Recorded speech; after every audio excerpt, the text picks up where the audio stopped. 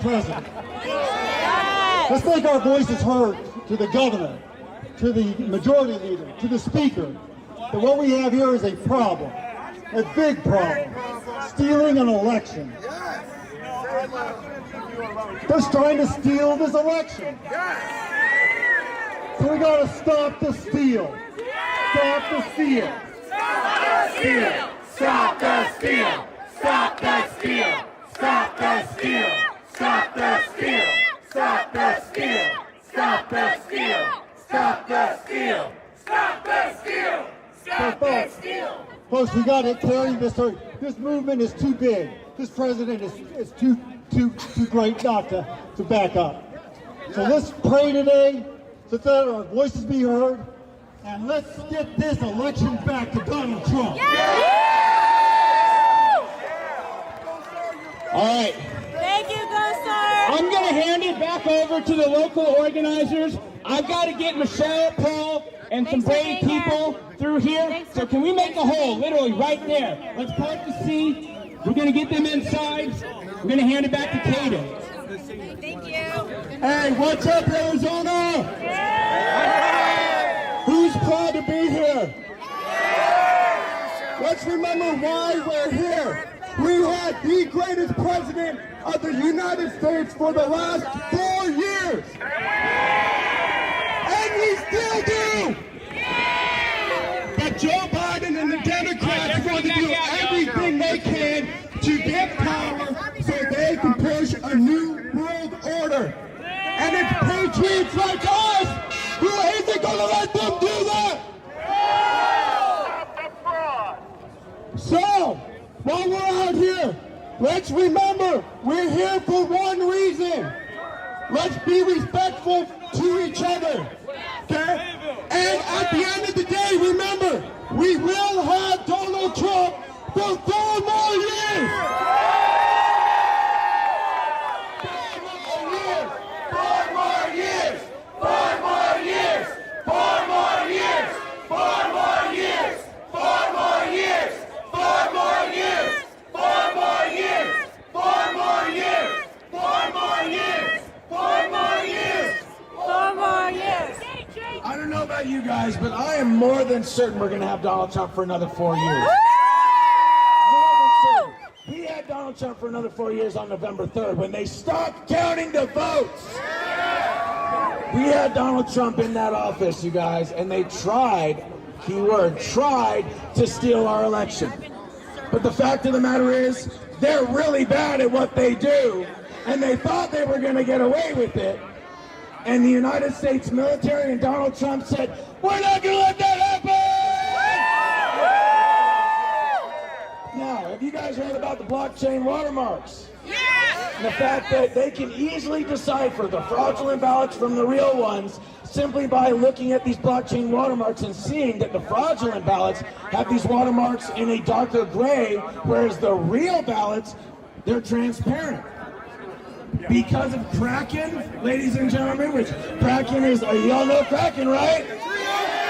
Kraken is the military. Kraken is a program that is designed to get all the deep state's dirty little secrets in the digital form and keep it on lockdown.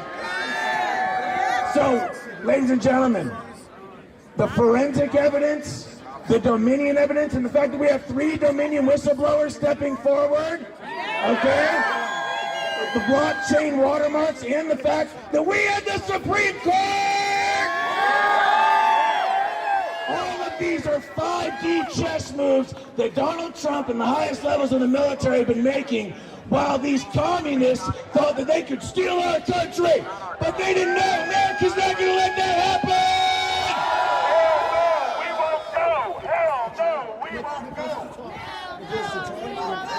Hell no, we won't go! Hell no, we won't go! Hell no, we won't go! Hell no, we won't go! Hell no, we won't go! Hell no, we won't go! Hell no, we won't go.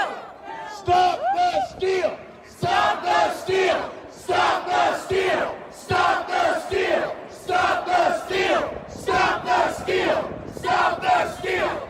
Stop the steal! And that's exactly what we are doing here, ladies and gentlemen.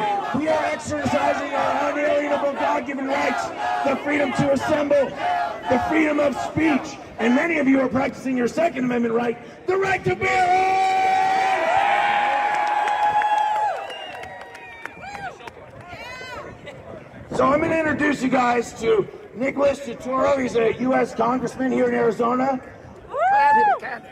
A candidate, what? Candidate, I ran for Congress. Oh, you ran for Congress, thank you. So Nicholas, it says here U.S. Congress, Arizona. So I'm going to introduce you guys to Nicholas Chitoro. He has some words he wants to say. Give it up for Nick! There you go. All right, good morning, everybody. What are we here to do? We're here to save this election, right? Yeah! All right, my name's Nicholas Chitoro. I ran for Congress at CD9, Republican candidate. Yeah! I have never, the reason I got off the bench to run in the first place was because after 2016, I watched with my own eyes as they tried to prevent a duly elected president from governing this country. They have tried to stop us at every turn, every point of the way. They went from the fake Russia collusion. Then, if you would have blinked, you would have thought they would have impeached him on the fake Russia story, but they didn't. It was a whole nother made-up story. The second that was done, they came out with COVID. Look, my mom passed away from COVID in a New York City nursing home, so I'm not going to say it's not real, but 99.9% of the people recover. She was 88 years old. She wouldn't have wanted to live one more year and see the lives of her children and grandchildren destroyed. They have tried to stop Donald Trump at every turn, and now they're doing it in this election. We all watched with our own eyes. We saw on election night how the country was turning red, and all of a sudden they stopped counting the votes, and all of a sudden everything went dark. They would not call Florida, they wouldn't call any swing state until they were sure they had their steel in place. We're not going to let it happen. The way we're going to stop this, folks, is now. It is up to the state legislature.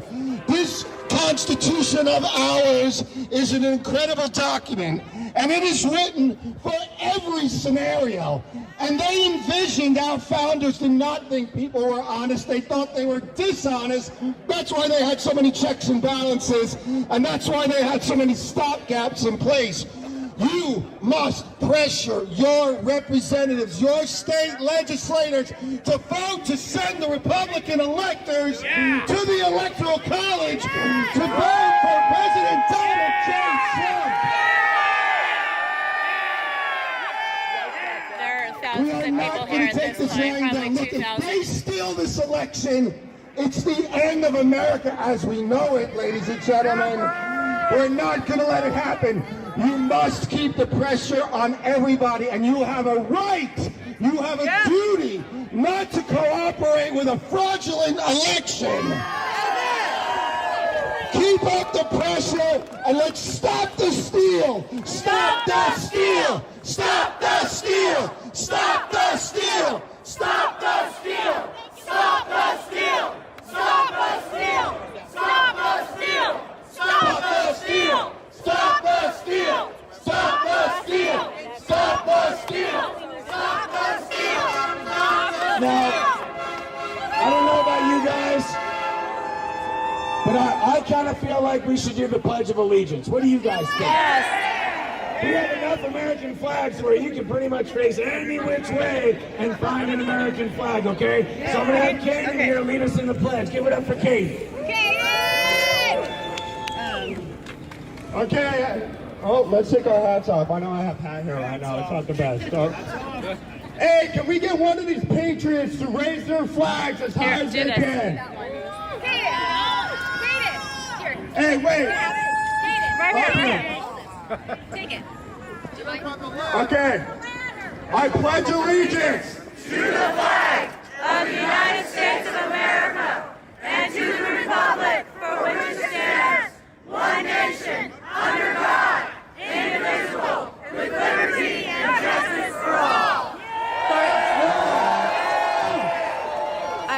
We need to have Cordy speak because he travels.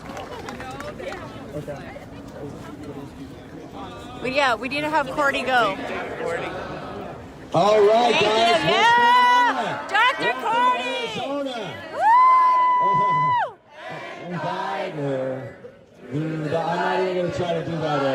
let you do that, bro. I'm gonna speak up. Yeah, I'm gonna let you guys do it. To the oceans, like the song. God bless America, my home, sweet home. God bless America, my home, sweet home. I don't know who kicked that off, but that was beautiful. Yeah, unless it's country, I don't try it. Unless it's country, I don't try it, because my twang and everything else, it just gets ugly, especially when you get into those Mariah Carey licks and stuff. I don't try to do that. So my name's Dr. Cordy Williams, hashtag Megaphone Marine, hashtag 1776 forever free. And guys, such an honor to be here today. Such an honor. I mean, this is what freedom is, right? This is what freedom is. This is what freedom tastes like and feels like. You know, and I was listening to Jason Aldean's Flyover States coming over here, and he talks about feeling that freedom on your face, up in that wide open space. And he's talking about farmers. He's talking about everyday Americans. He's talking about Trump supporters.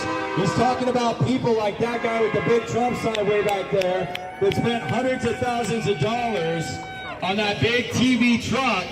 People that care about America and want their kids to grow up in a land that worships the red, white, and blue and Jesus. Can I get an amen on that?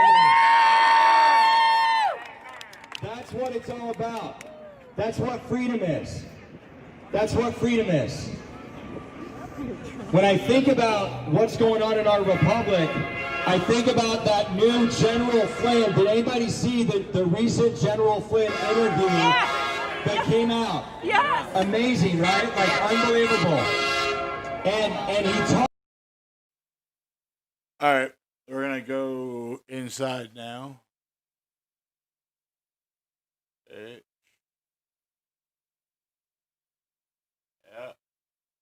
Yeah. Shut up. All right.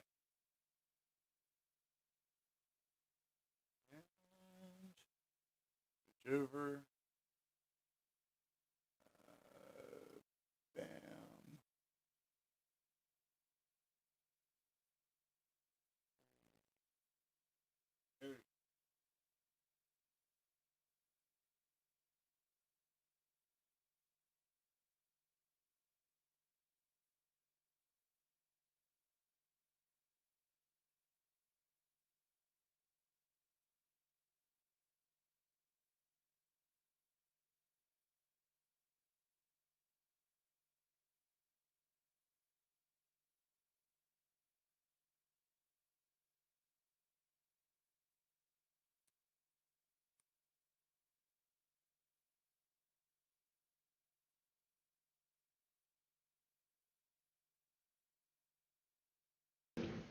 I'm Senator-elect Kelly Townsend, and I represent the great district of District 16, which includes Pinal County and Maricopa County.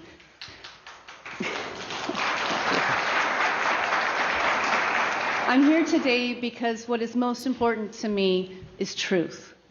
I want to discover what is true here in Arizona. It is most important. And when we have so many things to look at and we're not sure, I thought about what do we do with all of this? And it reminded me of something my pastor said. You go back to what you did at the beginning. At the beginning of this country, we had George Washington, who was known for his honesty. And he told his friend Charles Thurston, truth will ultimately prevail where pains is taken to bring it to light. It may be painful to reach this truth, but we must reach it. Thank you.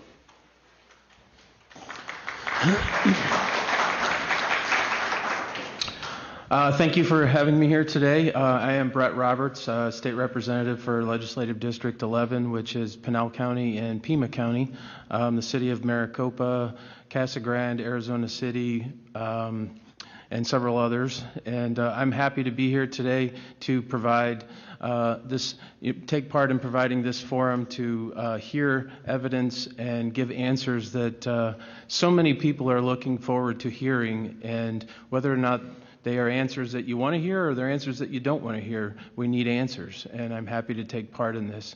Thank you very much. Good morning. I'm Senator-elect Nancy Bartow, and I am so pleased to be here on behalf of the incredible voters in District 15 who live in North Phoenix primarily, Scottsdale, Cave Creek, Glendale, all in Maricopa County. It is a true honor to be their voice today and to be here on their behalf to listen to the facts, the evidence. Because there's a lack of confidence in our election system at this point in time, in 2020, in Arizona. We're told many times, over and over again, ad nauseum, throughout election campaigns, that your vote counts. Get out and vote. Your vote counts. Does it? Arizonans want to know. And that's why we're here, to listen to evidence and testimony and answer that question wherever it leads. We need to restore confidence in our election system, and I look forward to being a participant on behalf of District 15 and all of Arizona to get this information out, hear the evidence, and make sure that we have elections that the people can be confident in for the future. Otherwise, they will not vote in the future. That would be a disaster. But that's where we are today. We have to hear the truth, hear the evidence, hear the testimony, and get to the bottom of the truth. Thank you very much.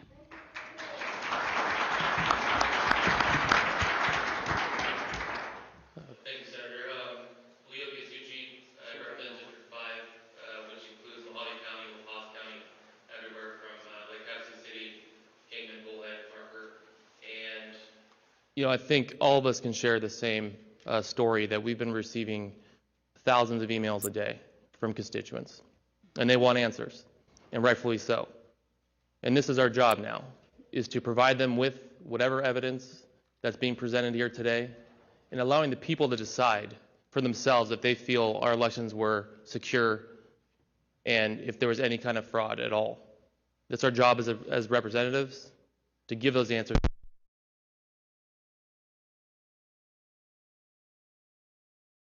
To represent the state of Arizona and District 5, and I look forward to the mayor and the legal team to present what you guys have today. Thank you. Senator Graham. Thank you very much. I'm Sylvia Allen. I represent District 6, which is the rural heart of Arizona, the most beautiful part of the state, guys. And I've been so honored to be able to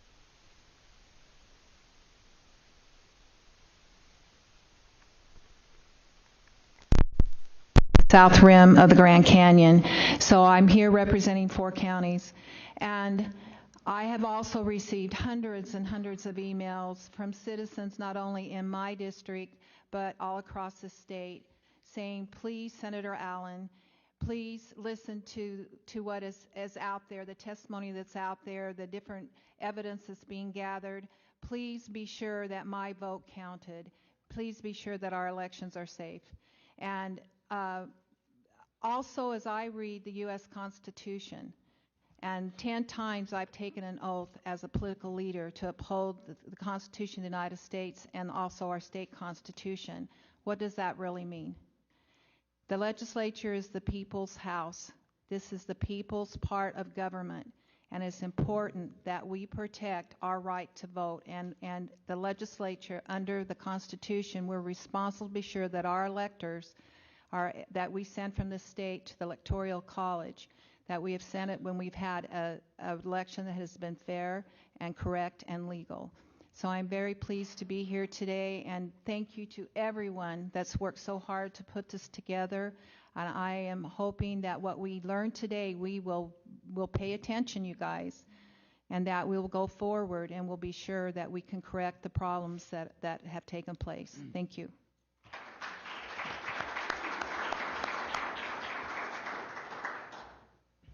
I'm Senator David Gowan. I'm from Legislative District 14, the rural Arizona. I mean, we're actually the heart of rural Arizona. No. Right. Sorry, Sylvia. Actually, so I represent Cochise counties, Graham, Greenlee, and East Pima, actually. So I got a little bit of Pima in there. Anybody from that region? So where's my clapping? I mean, I heard the clapping for the others. There we go. Thank you.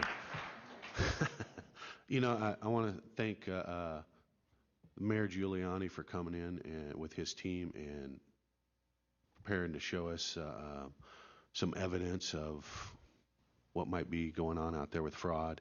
And hopefully this leads to something big here that we see coming up, either by fixing something or actually allowing us to go in and see the issues at hand so we can actually fix what's going on. You know, that's what we are as a legislature. We're your body, right? So we are what you would consider closest to the people. And through that, we need to be able to do the process that allows the people to be confident in their elections.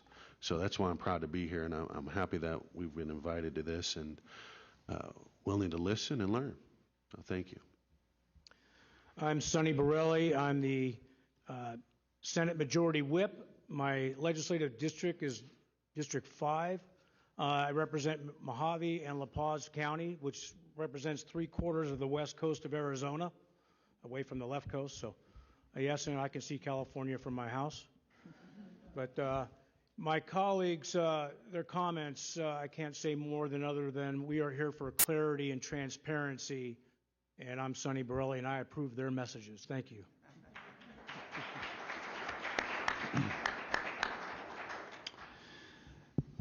Facts are stubborn things. They're barriers for deceit to overcome. The purpose of this public hearing, an inquiry into the integrity of the election just passed, is to provide a forum where no others have been permitted for the President's litigation team to present the evidence and testimony that questions of integrity arise out of the 2020 election. We are caught between the desire to trust the process and the suspicion that it has failed the people of Arizona and potentially the people of our sister states. If there is voter disenfranchisement, we must identify its source and eradicate it as we would with any disease. Much has been made of the lack of formality of this hearing and that it is not being held in the House or the Senate hearing room, or that there are not sworn witnesses, or even that there is potential for hearsay to be portrayed as legitimate testimony. The members on this panel were not elected to appoint or appointed by other officials, but by our constituents, to whom we are ultimately accountable, each one of us, ultimately accountable, under our Republican form of government. The goal of this hearing is to provide an objective forum for constituents to hear testimony and see evidence that supports or refutes allegations that the 2020 general election is legitimate or illegitimate. After all, we still live under a form of government that is dependent upon the consent of the governed. Under Article 2, Section 1, quote, each state shall appoint in such manner as the legislature thereof may direct a number of electors equal to the number of senators and representatives to which the state may be entitled in Congress. And under Article 6, the Constitution, the laws of the United States, which shall be made in pursuance thereof, and all the treaties made, which shall be made under that authority of the United States, shall be the supreme law of the land. And finally, under Article 4, Section 4, the Guarantee Clause, we are all guaranteed, each state, a Republican form of government, the foundation of which is self-governance through free and fair elections accurately reflecting the will of the people. We are not here to do anything more than to receive facts as witnesses know them through testimony and evidence. We are not here to judge the people making the decisions that lead to the facts provided as evidence. There are some who demand that witnesses swear an oath and others who may dismiss the testimony presented. In the end, the people of the state of Arizona demand, and frankly, are entitled to know whether their trust has been violated and if they should seek redress for their grievances in the legislature or the courts. From the material presented in this inquiry, I expect that the panel will generate from the consumption of the House and Senate for the consumption of the House and Senate membership and as matter of public record, a report on the proceedings and a video archive that may be used as evidence of this proceeding. With that, Mayor Giuliani, please proceed. Representative Fincham, distinguished senators and representatives, thank you very much for giving us this opportunity to be heard. It's been difficult getting an opportunity to be heard. It shouldn't be. It's America, after all, and our side of the story is legitimate. Our side of the story needs to be heard, and it's been uniformly censored by big tech, big media, the crooked Democrats, and basically people who are saying, don't show us the facts. We've decided already that this is a free and fair election. It was done perfectly. Please don't interrupt that narrative with the truth. Well, we're going to interrupt that narrative this morning with the truth. I have with me Jenna Ellis, who's my co-counsel, representing the President of the United States, and others on our team who have helped put this together. They'll be testifying. And again, I want to thank you for your courage in doing this. I don't think most people realize the kind of harassment, threats, horrible things that are said to you and your family because you're doing this. And again, I emphasize, we've let something really go wrong in this country when that happens. Some of you are old enough and some of you are not old enough to remember the McCarthy era. Well, I call this the McCarthy era on steroids. People being actually fired from their jobs. We had a lawyer who was handling one of our major cases. His very distinguished law firm, can't be really much of a law firm, said that he couldn't remain with his law firm if he represented the President of the United States. If that isn't censorship, if that isn't a form of despotism and distortion of the values of our country, I don't know what is. It started before. It's been going on for some time, like that kind of despotism and authoritarianism. It always starts slowly. You could see it in things done 10, 12 years ago. I think the pandemic released the tendencies of left-wing, socialist-leaning, socialist governors, congressmen, senators, to move to where socialism always moves to. In the history of socialism, which is an old idea, not a new idea, authoritarianism is always the end result. Because when the government controls property, the government controls. And it doesn't want to be interrupted by the stupid ideas of the dumb people of the country. The elite know better. Boy, doesn't that sound like America today? I mean, that was Russia, that was China, that is China. That was Poland, that was Bulgaria, that was East Berlin. Gosh, I thought we fought that and got rid of it. Never thought I'd see it in America. It's in America. It began with the revelation of the hard drive that proves substantial, major crimes on behalf of the Biden family. Censored, not allowed to be shown, not allowed on television, not allowed in the newspapers. Just, we don't want to see the facts, even though they may point out millions and millions of dollars going to a vice president from China, Russia, Ukraine, Romania. Oh, I can't remember all the places. Highly unusual for a vice president to become a multimillionaire while he's sitting in the office of vice president. But it happened, and he's the candidate of the Democratic Party right now. That was covered up. As soon as this election moved into the questionable stage, same practice was used. Cover it up, cover it up, cover it up. Big tech, big media, crooked Democratic leaders, big business that profits from the system the way it operates right now. Their desire is to make country not America first, but wherever America should be put so they can make a profit. We could be third, we could be fifth, we could be non-existent as long as they're making a profit. They have no sense of how important this country is to the, to the survival of the world as a decent place. There is no other country that puts its men and women's lives at risk to save other people. That country doesn't exist on earth. It's us. And if we destroy the essential nature of this country, the world's in for a terrible period of time. Well, specifically to this. This election was the subject of a conspiracy that goes back before the election. A conspiracy that was hatched by the crooked leaders of the Democratic Party. And let me say this to all Democrats. 99% of Democrats are just as honest, just as good, just as decent as Republicans. They may not be as correct on the policies, but we can forgive that. Some of my best friends and relatives are Democrats, and they're not correct on the policies. They believe the same thing about me. But they don't cheat. They don't steal votes. They don't sell public office.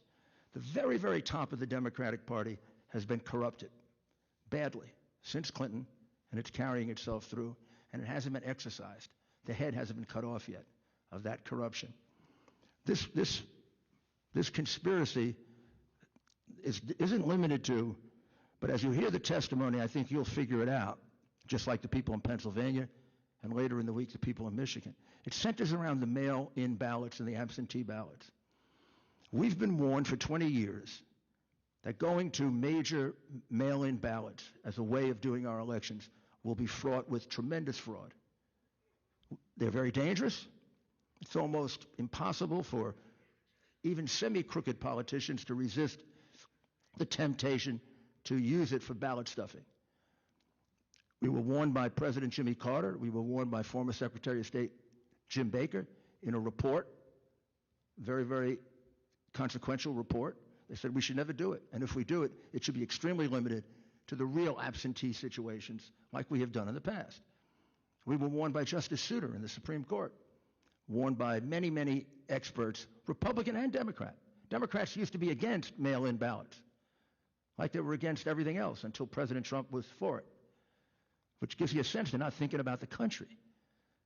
They're thinking about competitive advantage, getting their power back, serving their greed and for power and money.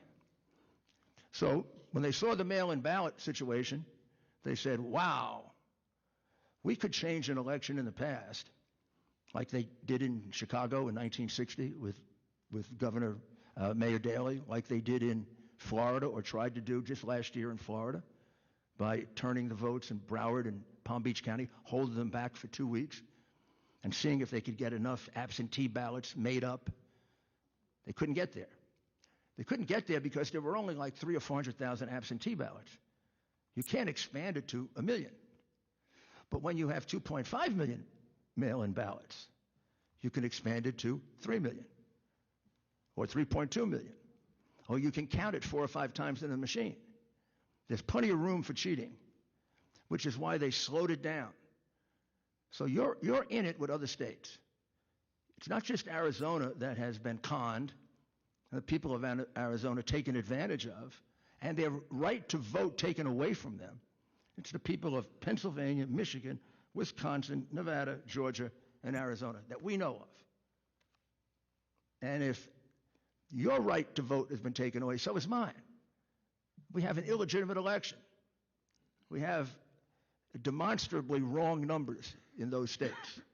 In your state, a lot of the fraud had to do with the mail-in system, as it did in other places. Your state's a little bit different than Michigan and Pennsylvania. Your state, it wasn't full and complete shutout of all Republicans in seeing mail-in ballots and ballots that were in dispute. But it was significant. A significant number of these witnesses were shut out when the important determination was being made, is this ballot valid or isn't it? When you make that determination, as a matter of law in almost every state in the country, and just as a matter of due process and fairness, we'd all agree both parties should get to see it. That's the last time you get to check the validity of the ballot. That's why mail-in ballots are different. We can go back to the machines and we can study the machines. Maybe we can pick up the fraud and the evidence of it, because there's traces left in it. But once the envelope is separated from the ballot, gone forever, you will never know how to connect the fraud, which is why President Carter and Jimmy Baker said it's a field day for fraud. The way you accomplish the fraud is you don't have an independent party or a Republican. If you're going to cheat the Republicans, you don't have him in the room so he can object to it and point it out. Look, This is the same handwriting on 12 ballots. Oh, they didn't fill out the envelope. They just filled out the ballot. Or this seems like it was done by a machine. Those are the things you can object to. So in probably at least 100,000 situations in Maricopa County alone and Pima, you did not have the opportunity to do that. Those votes should be declared null and void.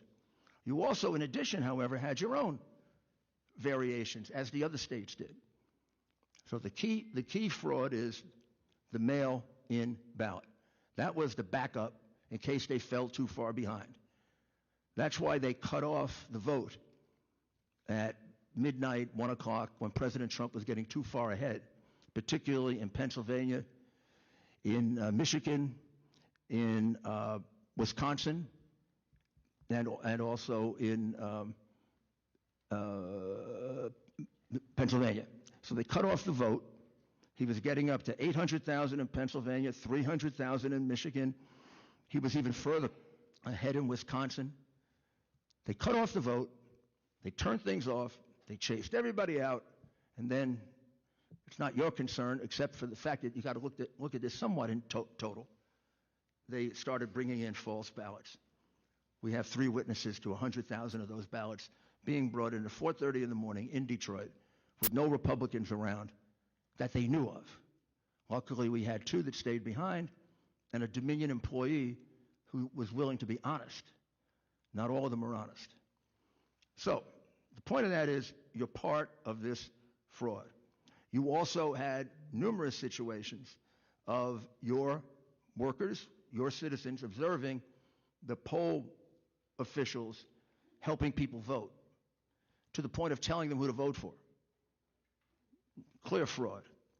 You have situations of poll workers being observed changing votes, taking ambiguous votes and making sure they were cast for Biden. And you have situations of stuffing the ballot box. And we will try to quantify those. Those are harder to quantify. But the ones involving the exclusion of observers are quantifiable, and that's 100,000. So let me spend just 1 minute, and then we'll get our witnesses out, on Dominion. Dominion is a foreign company. It's a Canadian company. It has an office in America, but it's a foreign company. Question number 1. I have to believe the people of Arizona had no idea a foreign company was counting their vote. I guarantee you they didn't, because the people in New York did. I didn't. I find that outrageous. We can't get an American company that we have complete jurisdiction over to count our votes. Now, did we pick this company here in Arizona without any due diligence? It's not just a foreign company. It's a foreign company that's been in a lot of trouble. In Texas, it was excluded after 2 years of study for being exceedingly incompetent. It screwed up elections in the past. It's well known for having the most porous system of all the companies, meaning it's the easiest one to penetrate. They do little or nothing to protect against hacking. They even explain to some extent in their manual how to get into them, how to manipulate them. And then they have a history going back to the Smartmatic company that actually was formed for the purpose of fixing elections.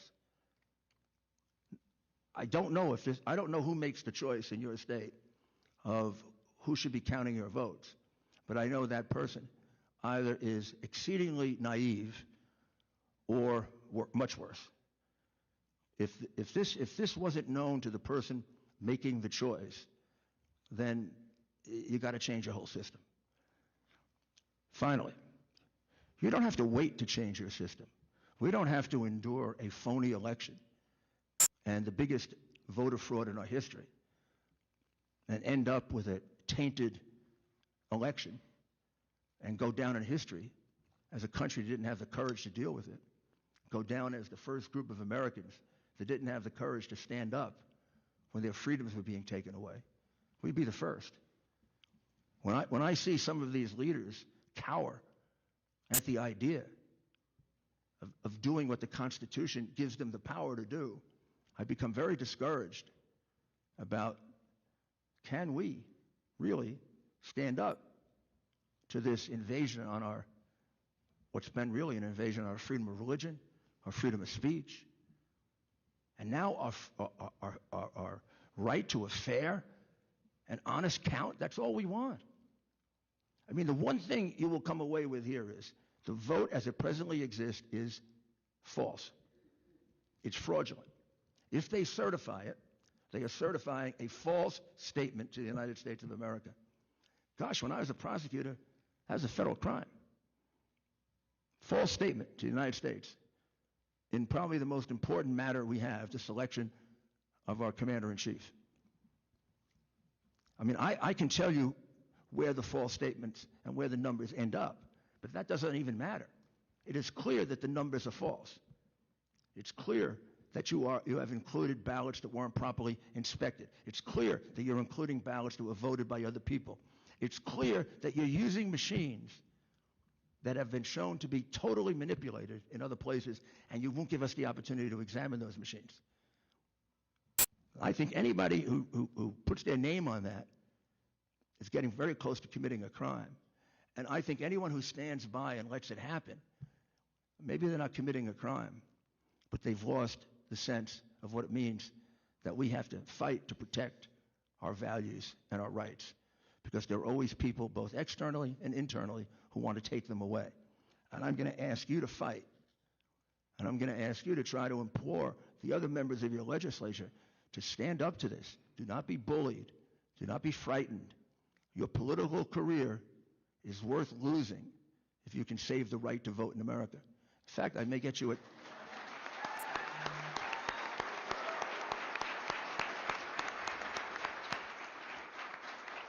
In fact, I can get you a chapter in Profiles in Courage if you do that. Because at times in our history, certain men and women have stepped forward and lost their political career to give us the rights that we have. It's very, very, very similar to losing your life on the battlefield. But that's really what's required right now. Under the Constitution, and we are going to give all of you the memorandum from Professor Eastman, very short and very direct, and you can just go to the third page. It makes it very clear that under Article 2, Section 1, Clause 2 of the document that guides us, we're not guided by your governor. We're not guided by your Secretary of State. We're not guided by Joe Biden. We're not guided by the New York Times. And we're not guided by all those stations that call the election. You know what we're guided by? The Constitution of the United States.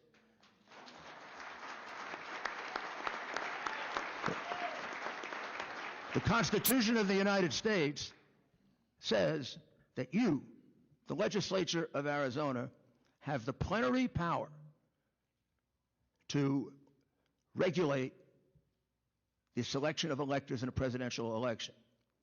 The Supreme Court, in the case that you will see cited there in McPherson, has already answered the question that many ignorant talking heads who really shouldn't be representing anyone because they're incompetent, on television they say, well, you can't change it retrospectively. You can only change it prospectively. Now, I doubt whether they know the difference between retrospectively and prospectively, but I don't want to be mean. The United States Supreme Court, I think it's in 1892, said you can change it at any time. It's your constitutional power solely. You don't share it with anybody. That clause doesn't say Congress, it doesn't say governor, it doesn't say newspapers, it says the state legislature. And the Supreme Court has said you can change that and take that power back anytime you want to, because it's your power. It's not theirs. Whatever power the governor or the Secretary of State thinks they're exercising, it isn't theirs, it's the legislature's. You can take it back.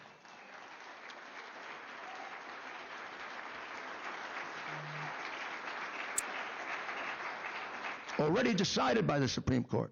And then based on evidence, not whim, not political bias, not fear of the media, based on evidence, you can make the determination. What is the right count? Well, how can we get as close to the right count as possible? If we can, then have the courage to select that person to get the electors. because that person won the honest vote. And every dishonest vote disenfranchises the decent people who cast an honest vote. Have the courage to do that. In history, I swear to God, you will be heroes. To have this.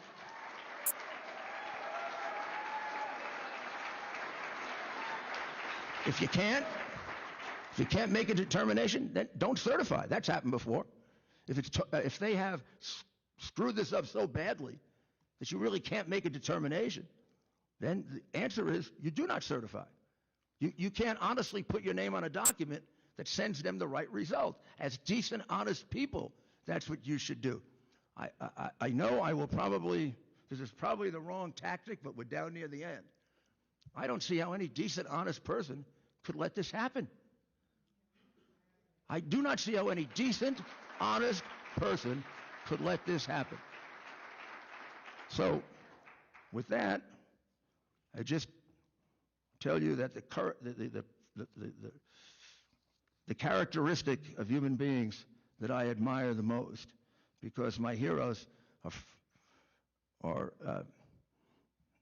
Churchill, Reagan, who's the only president I work for, my hero, and now our new president, who's been my friend for 30 years, and I always knew he'd be a good president, didn't know he'd be a great president. And that's the reason they want him out so badly, because he threatens them with destroying the corrupt system they have been enjoying in Washington since Bill Clinton got there.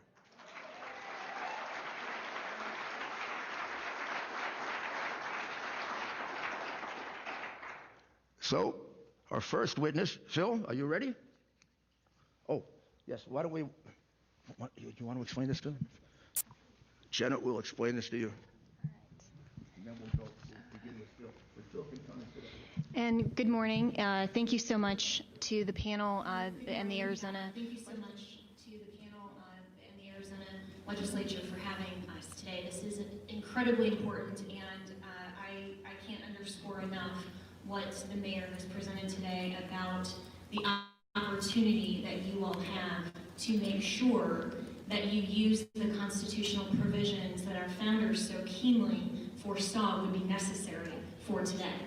And this document that we want to present to you is called the Constitutional Authority of the State Legislatures to Choose Electors. We will present to you the facts, the evidence, and the witnesses so that you can make that determination. But we want you to have the research from someone else who is a constitutional law expert so that you can hear from someone else besides us that is also affirming the argument that we make today. And this document is very short, but it talks about the McPherson versus Blacker case, which for reporters, I would encourage you all to look it up and maybe write some articles about it. It's 146 US 1, and if you look at page 35, this was an 1892 case. And it says, nonetheless, the constitutional power to decide on the method for choosing electors remains exclusively with state legislatures. The Supreme Court has described the constitutional authority of the state legislatures to determine the manner of choosing electors as plenary. It has even noted that whatever provisions may be made by statute or by the state constitution to choose electors by the people, there is no doubt of the right of the legislature to resume that power at any time. And after you hear the facts and the evidence today, and we'll give you this document to read, to be able to cite and to draw firm grounding on your Article 2, Section 1.2 authority, we are going to ask you as legislators to reclaim that authority and to make sure that the people of Arizona and indeed the people of the United States of America as a whole. Federalist 68, Alexander Hamilton talks about the method of choosing our chief magistrate, our president of the United States, and that this safeguard of vesting that authority exclusively with the state legislatures is the safeguard to making sure that corruption does not win. And when the vote of the people and the voice of the people is corrupted through influence, through fraud, then it is the responsibility, the duty, and the obligation, not just the choice, but the actual duty and obligation of the legislature to step in and to make sure that you don't certify false results. You are the last step to make sure that this election is not corrupted. And again, we aren't asking you to step in and overturn an election. We are asking you to step in to make sure that the corruption that occurred here does not stand. And this is exactly why you are on the front lines. So with your permission, Mr. Chairman, I'll approach and give these to you. Yes, thank you, Ms. Ellis, please. Thank you. Mr. Giuliani, are you ready for Colonel Waldron? Colonel Waldron is our first witness, and I'll ask him a few questions, and then he will make his own presentation, and then, of course, you're perfectly free to ask him any questions that you want. Colonel Waldron, did you have the opportunity to examine any of the Dominion machines that were used in this election? Yes, sir. Our team looked at some machines and software up in Michigan. So you know that Dominion machines were used in Maricopa County to count the vote. Correct. And they were also used in Michigan.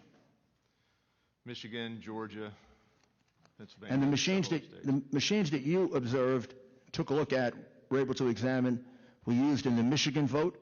Correct. Now tell us a little about Dominion. Dominion is a company that makes voting machines and voting calculation machines? That's correct. They've got full end-to-end election, equipment and software. And the actual software in the Dominion machine, is that Dominion software or is it someone else's? Dominion is more of a hybrid.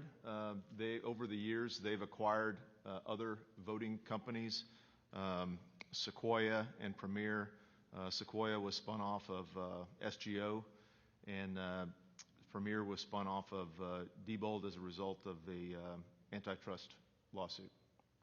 Sequoia is the company that was involved in the very serious miscalculation of the Chicago vote in 2007, wasn't it? I believe that's correct, yes, sir.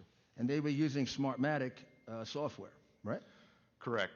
And the software, the licensing agreements are pretty well. It's a good spider chart for all of these companies. They all share a common DNA in the software code. And that company, Smartmatic, their roots are in Venezuela, isn't that right? Yes, sir. Hugo Chavez was one of the founders, and invested, I think, 28% ownership in the initial setup of the SGO election systems. And they have been involved in several South American elections that were fixed, altered? Argentina, Bolivia, Singapore, Venezuela, Italy, several. And just to simplify things, and we can make this available to you, and we have several witnesses that go back to that period of time who were involved in the vote fixing, who have looked at the vote pattern in Arizona and elsewhere and said that the pattern matches the way in which Dominion and Smartmatic, companies like that, fix votes. Isn't that right? Yes, sir. And well, let me ask you this other question. One of the former officials of the United States government, a gentleman named Chris Krebs, the former DHS official, shortly after the election, he made an announcement that many of these people refusing to take a look at any evidence are relying on. What did he say? Mr. Krebs was the director of CISA at DHS, and he basically said that this election was the most secure in history. The most what? Most secure in history. The most secure in history. And partially that was because the states do an excellent job of validating voter rolls, and that this equipment is not connected to the internet. That was in his. He said this equipment, which was largely Dominion and several others, is not connected to the internet. that correct? Yes, sir. Now, is Dominion on his council? Dominion was on Mr. Krebs' Election Security Advisory Council. And is there, and we'll get to it with the witnesses, is there substantial evidence, not only here in Arizona, but in other states like what we presented in Pennsylvania, that Dominion was in fact connected to the internet? Are you referring to information other than the user's manual? Well, let's go back to the user's manual. Tell them about the user's manual. The Dominion Suite user's manual is about 1.5 inches thick. And my team went back to the user's manual and looked at all the instances where in the user's manual it tells operators to connect the Ethernet cords to the router, and it is the systems are connected to the internet. And then what evidence do you have that there actually was connection to the internet? Our teams looked at spider graphs of the Dominion network on Election Day and showed the increased web traffic, internet traffic on Election Day for Dominion servers. So on Election Day, Dominion was communicating by internet? Correct. Contrary to what Mr. Krebs said or thought? That is correct. And tell us now, how do they take us through how the vote can be modified, and then take us through what you saw in the machine in Michigan, where they did actually modify the vote. So my background in the military, started off my career as an air cavalry officer, flying helicopters, counter reconnaissance. Moved later into information warfare as an information operations officer, running psychological operations, computer network operations, deception, operation security, and electronic warfare, special electronic warfare. And our team has been researching this specific issue since August of this year. We are working with another team that's been intently working on this voting machine manipulation for about 2 years when it became apparent in the Ted Cruz and Beto race in 2018, as well as the Kentucky governor's race with Matt Bevins. We saw significant anomalies in those races, and that's kind of the experience or our background working with this system. Call the police, And I would tell you as an unconventional warfare information operations, information warfare specialist, the American populace is facing an unconventional warfare scenario, and this is information warfare. The voting systems in the U.S. and Arizona, Dominion, and several of the other machines were built to be manipulated. And as the mayor said, they've been used in elections around the world with questionable results. And we believe that these same questionable results are present in this election. Again, my background as an information warfare officer is how to get in and corrupt these machines to conduct strategic influence operations. How do I get the enemy or a targeted population in a foreign country to think and act a certain way? These machines have multiple points of injection that are vulnerable, everywhere from the server level, where passwords, accesses are posted for the dark web for any hacker to get in and access them. And what they can do at the far right limit is download CSV files or like an Excel spreadsheet, change the columns, and re-upload them. And that can be done at the server level. At the operator level, if there's software, it can be corrupted. It can be manipulated with a device that is as small and as simple as a USB device, which these machines are booted up and run off of. So the little bit of history, and I can show you some charts on the DNA of these machines, but the common software goes back to SGO Smartmatic. As the Mayor mentioned, they sold Sequoia voting systems to Dominion in 2010, and then Diebold spun off the Premier election system to Dominion as a result of the antitrust concerns. I believe that was also in 2010.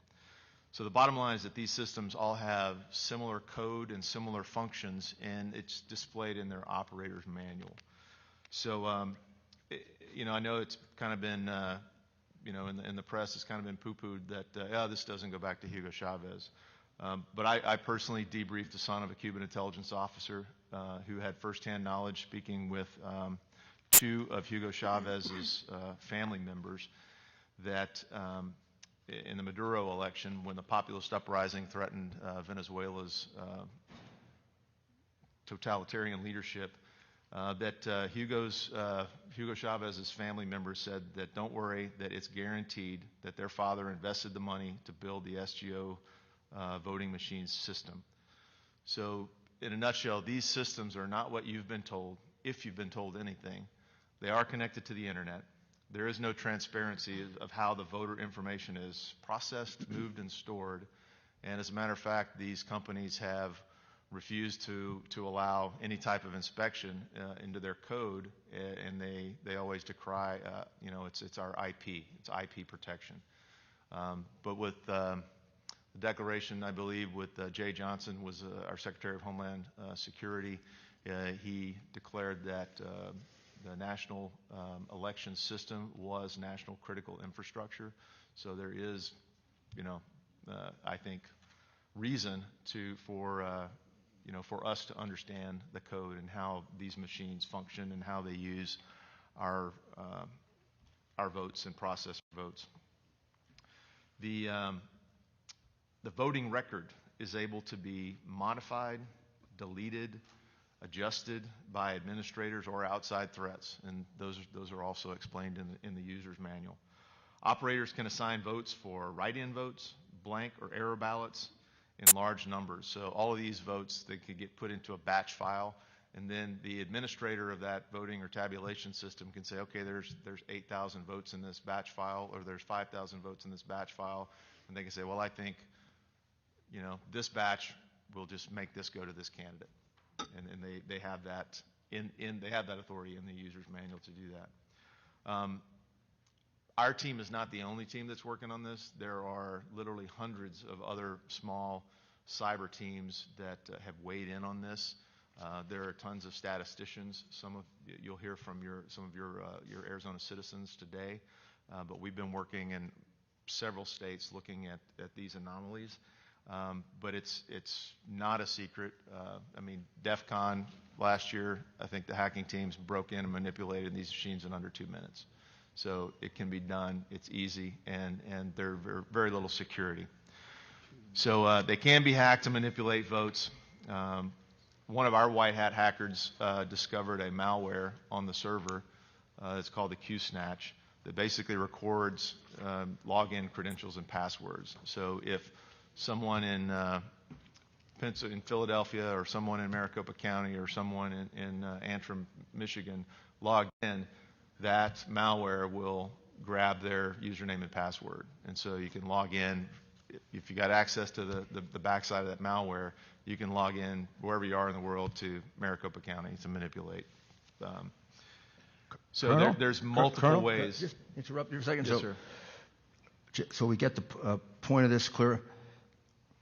You actually examined one of the machines, and you were actually able to see very, very clear changes in vote in the machine, correct?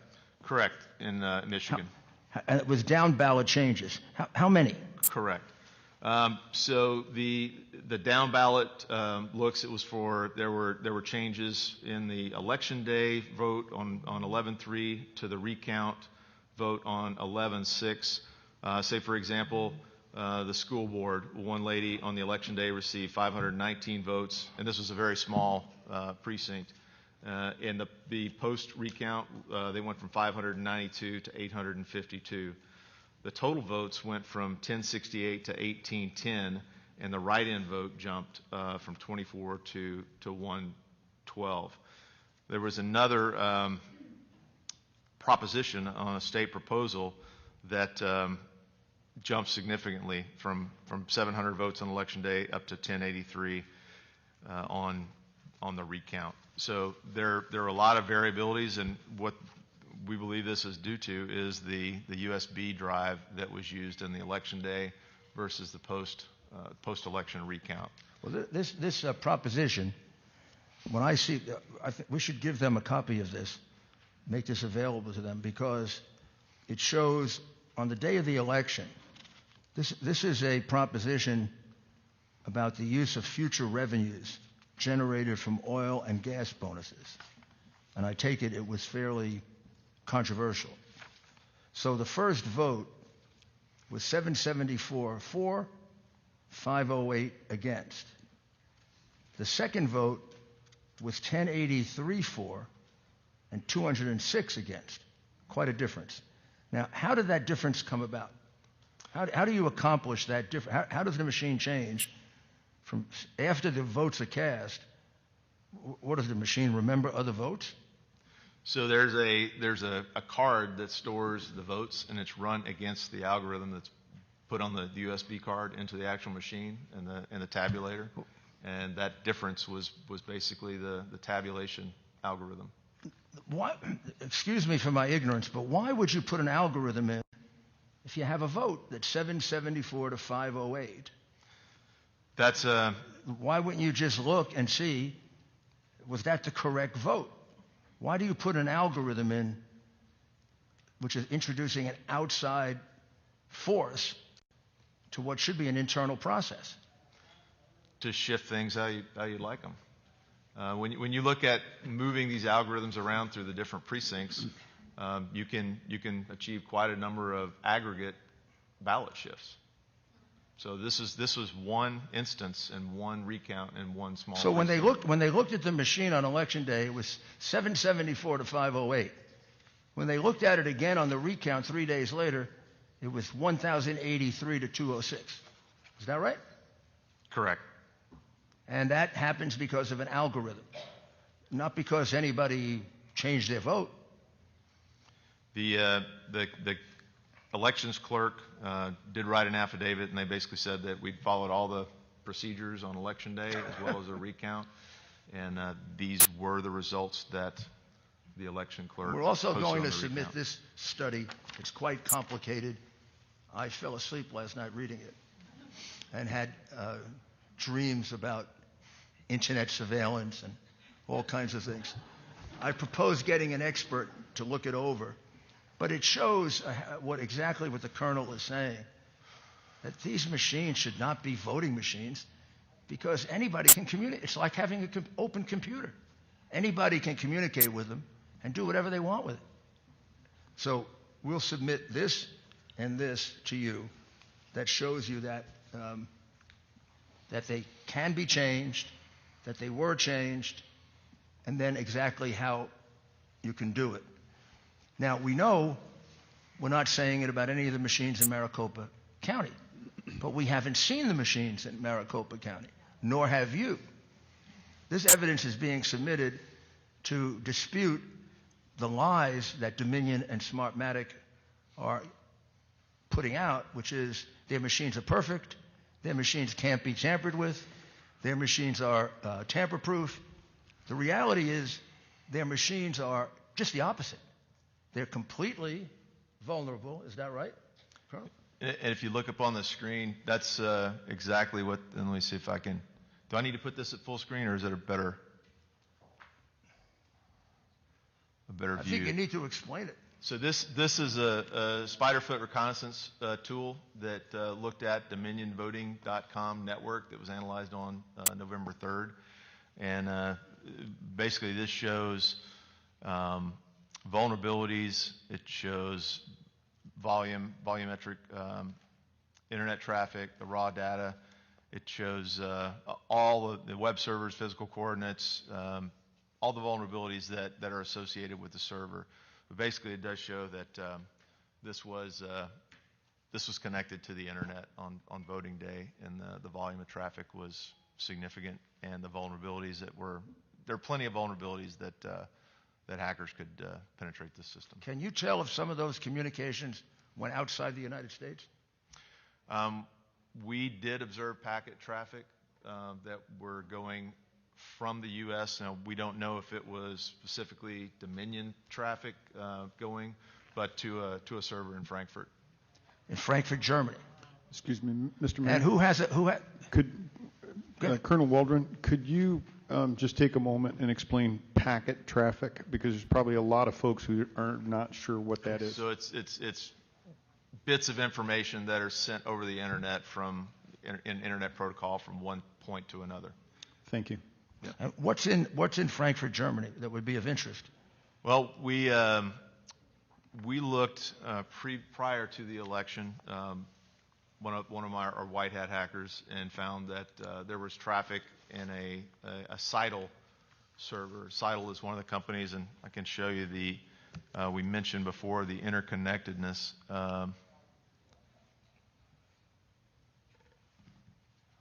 Not that one. The interconnectedness of these companies.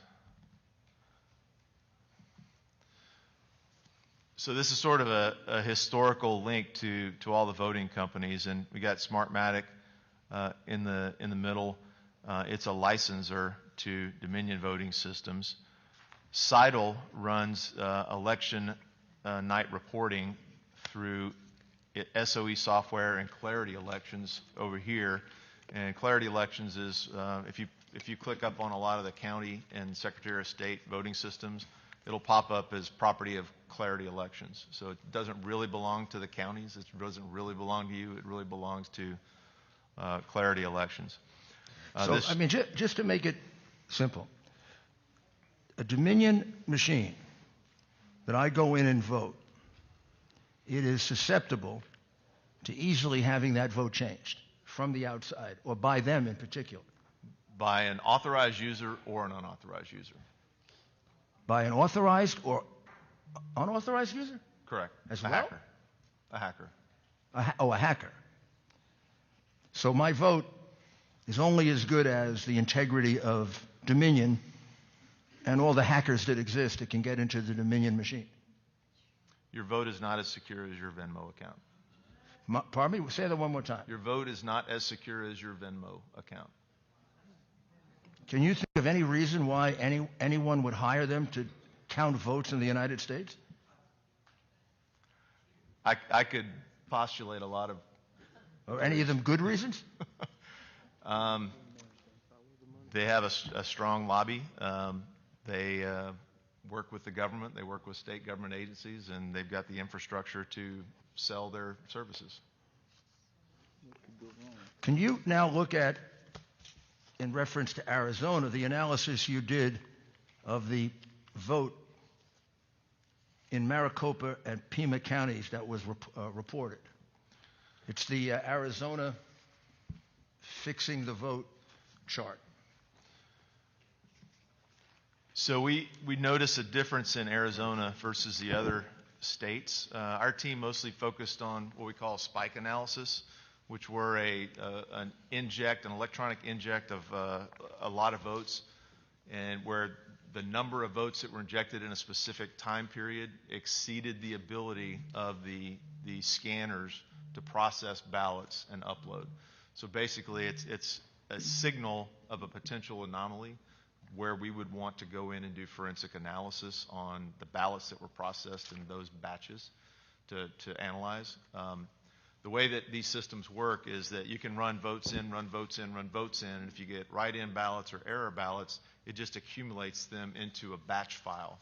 And there may be, 2,000, 3,000, 4,000, 5,000 votes in this batch file, and then the administrator or the tabulator can just go, okay, I'm ready to process batch file, bloop, and they send it, and then it records those votes. In the user's manual, there's ways that it shows that the administrator can vote that batch, in a 80%, 20%, 100%, however the administrator chooses, and that basically is a tool to allow them to move votes through the system faster. So Arizona was a little bit different. It had a pretty strong rise right up at the front, the first part of voting day, whereas the other states, and I can show you those, have a gradual increase in votes. And this may have been due to the fact that Arizona allowed early counting and tabulation, so those batch files could have been dropped in right away.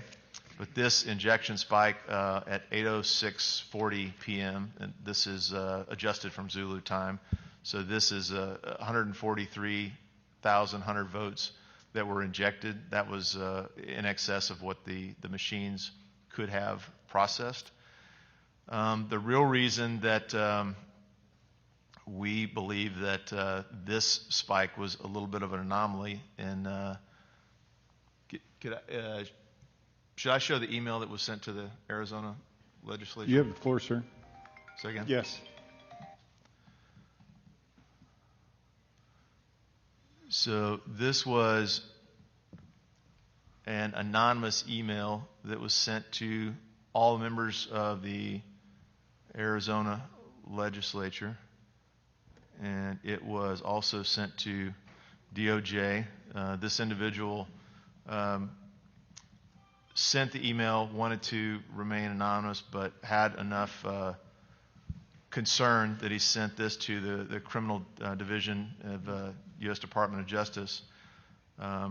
He did not want to be included in the investigation, but the information that they recorded was what we would like the opportunity to investigate on your behalf, or a forensics team of your choosing. It doesn't matter to us. But it says that please be advised that Pima County Recorder, located at 240 Northstone Avenue, Tucson, Arizona, in Pima County, Arizona, and the Democratic Party added fraud votes in the initial count to the vote by mail totals released at 8 p.m. on November 3rd, 2020. So this coincides with what we observed in the data analytics at that that spike. We weren't aware of this email until after the fact. So there were approximately 35,000 fraud votes added to each Democratic candidate's vote totals. Candidates impacted include county, state, and federal election candidates. Through the utilization of the automated ballot count machines in Pima County elections, which were not Dominion, but they had the same pretty much functionality. My understanding is that 35,000 was embedded into each Democrat vote totals. Below are the meeting notes. In a meeting I was invited to by the Democrat Party in Pima County, Arizona on September 10th, 2020, no phones or recording devices were allowed. A presentation was given, including detailed plans to embed 35,000 in a spread configured distribution to each Democrat candidate's vote totals. When I asked how in the world that will 35,000 votes be kept hidden from being discovered, it was stated that spread distribution will be embedded across the total registered voter range and will not exceed the registered vote count. And the 35,000 was determined allowable for Pima County based on our county registered vote count. It was also stated that total voter turnout versus total registered voters determine how many votes we can embed. This embedding will auto-adjust based on voter turnout. Because the embed votes are distributed sporadically, all embedded votes will not be found. If audited, because the embeds are in groups of approximately 1,000. This is so county recorder can declare an oversight issue or error as groups of 1,000 is a normal and acceptable error. So if you believe that your one vote counts for one vote, this is Maricopa County's embed totals will be substantially higher than Pima due to embeds being calculated based on the total number of registered voters. When I asked, has this ever been tested and how do we know it works? The response was yes. This has been tested and has shown significant success in Arizona judicial retention elections since 2014. Even undetectable in post-audits because no candidate will spend the kind of funds needed to audit and contact voters to verify votes in the full potential of total registered voters, which is more than 500,000 registered voters. This year, our Secretary of State has removed precinct-level detail for election night releases so candidates can't see precinct overvotes.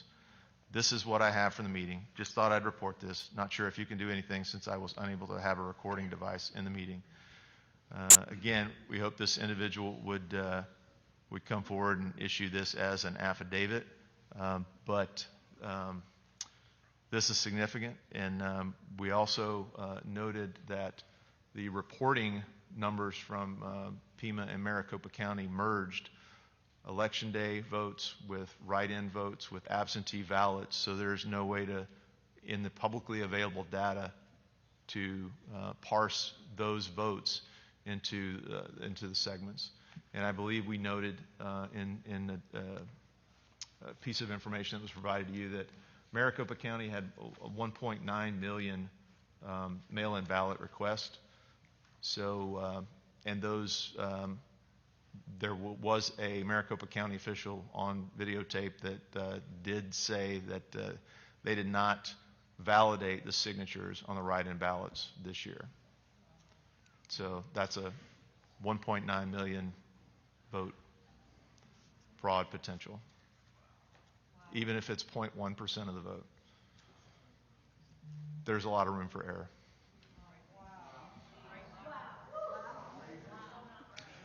Could we just review that quickly for 1 second so we get it right? Ladies and gentlemen, please, I know that you're passionate about this, but there are a lot of people in this world that want to hear this, and if we can't hear the witnesses over remarks, that deprives people of hearing the truth. So what I take from your testimony, Colonel, is that 35,000 votes were embedded for each Democratic candidate in Pima County. Correct. That is the allegation of this email. The allegation by the gentleman who hasn't given us an affidavit. Correct. That they were distributed based on the voter turnout carefully so they wouldn't look suspicious. That's correct. And that's essentially what the Dominion, Smartmatic, that's essentially their modus operandi, right? That's their They don't just put CTP. in 10,000 votes. They put it in carefully so it's hard to detect. They move the algorithms around to different precincts until they get the aggregate number that they want and need, and then they shift the algorithms to other precincts. Did the Democratic candidates who got the benefit of those 35,000 false votes include Biden and Harris? According to this email, it was all local and federal races. So if that were true, then the result of the election is totally opposite the one that they're so anxious to certify. Correct? Yes, sir. Now, and again, this you would need email the was sent to every Arizona legislature that I'm. Now, we don't know if the gentleman is telling the truth or not. Correct. But would it be possible, if you had the machines in Pima County, to be able to see if there's evidence of this? In order to do that, there would have to be a full forensic audit from the USB that drives the voting to the PCM CIA cards to the tabulators to the routers. Well, I'm just asking, could it be done if you had the will to do it? Yes, sir. If you wanted to find out if the vote in Pima County were honest or not, wouldn't you do it? Yes, sir. And without doing it, you really have no idea. That's correct. And the machines used in Pima County are different, but are they that much more secure? These systems, they all have similar vulnerabilities. Our team focused on Dominion. Our partner team focused on ES&S, and they're very similar as far as vulnerabilities. Now, did he say anything that suggests the same thing happened in Maricopa County? This gentleman appeared to be an IT specialist in Pima County. So he only wrote allegedly to what he observed. And do we have any knowledge that anyone from the state of Arizona attempted to look for him? I believe the legislators, some of the legislators did try to locate this gentleman. Anybody from law enforcement? Not that I'm aware of.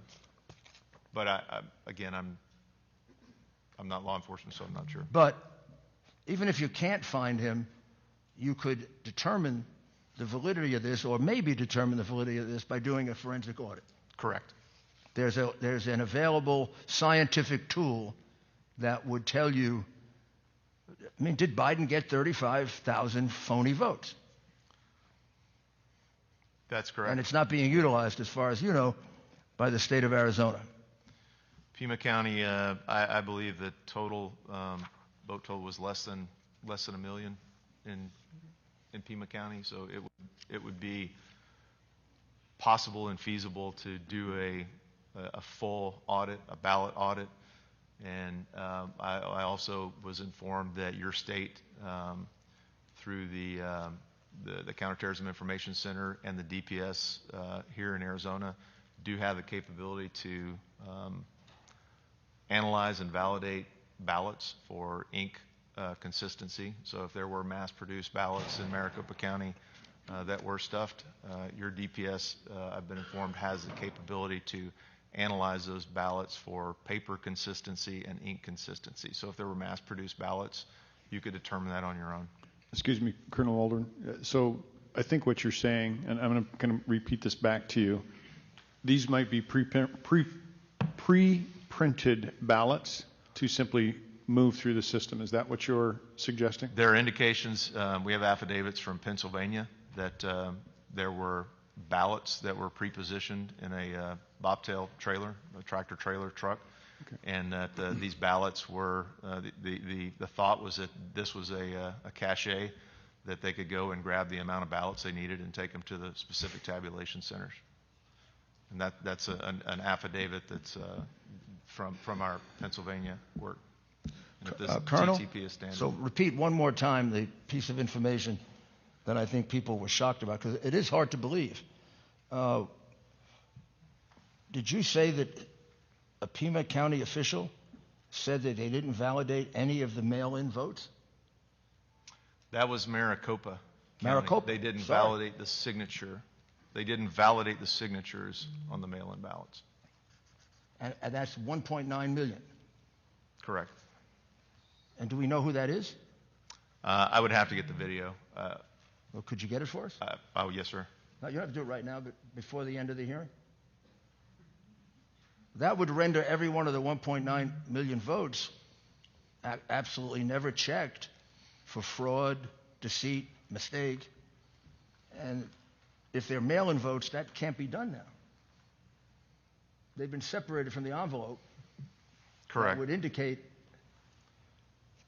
The So those validity are of the basically individual 1.9 million votes that are illegal votes.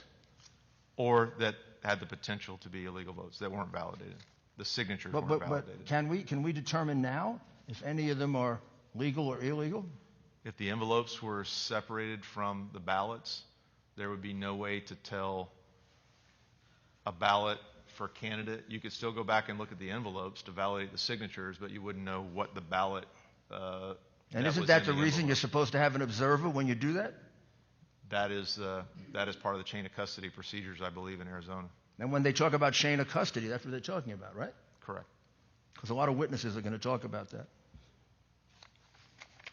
So let's just sum up a few of the things that you also found. Tell us about the green button in Maricopa County on the machine.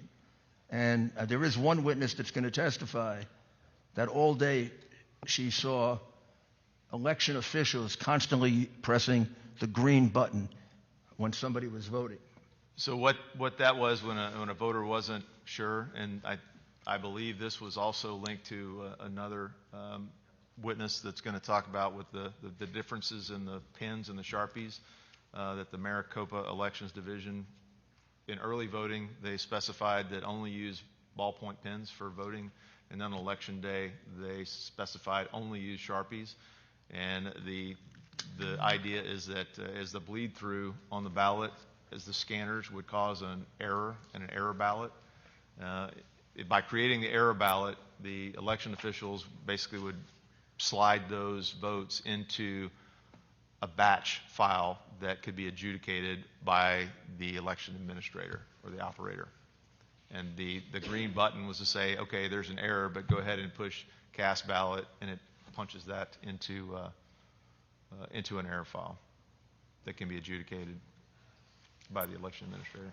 Now, and you examined the voter database, and your team did, right? Say again, sir? You examined the voter database, you and your team. Those were actually some local Arizona folks that examined that. So you took that from I spoke directly state data? with them. Oh, I see. Okay. Yeah. You spoke directly to whom? To local investigators here. And You have here voter database discrepancies. 6,000 voters, at least, entered into database with no sex and default date of birth, and they're non-existent in LexisNexis.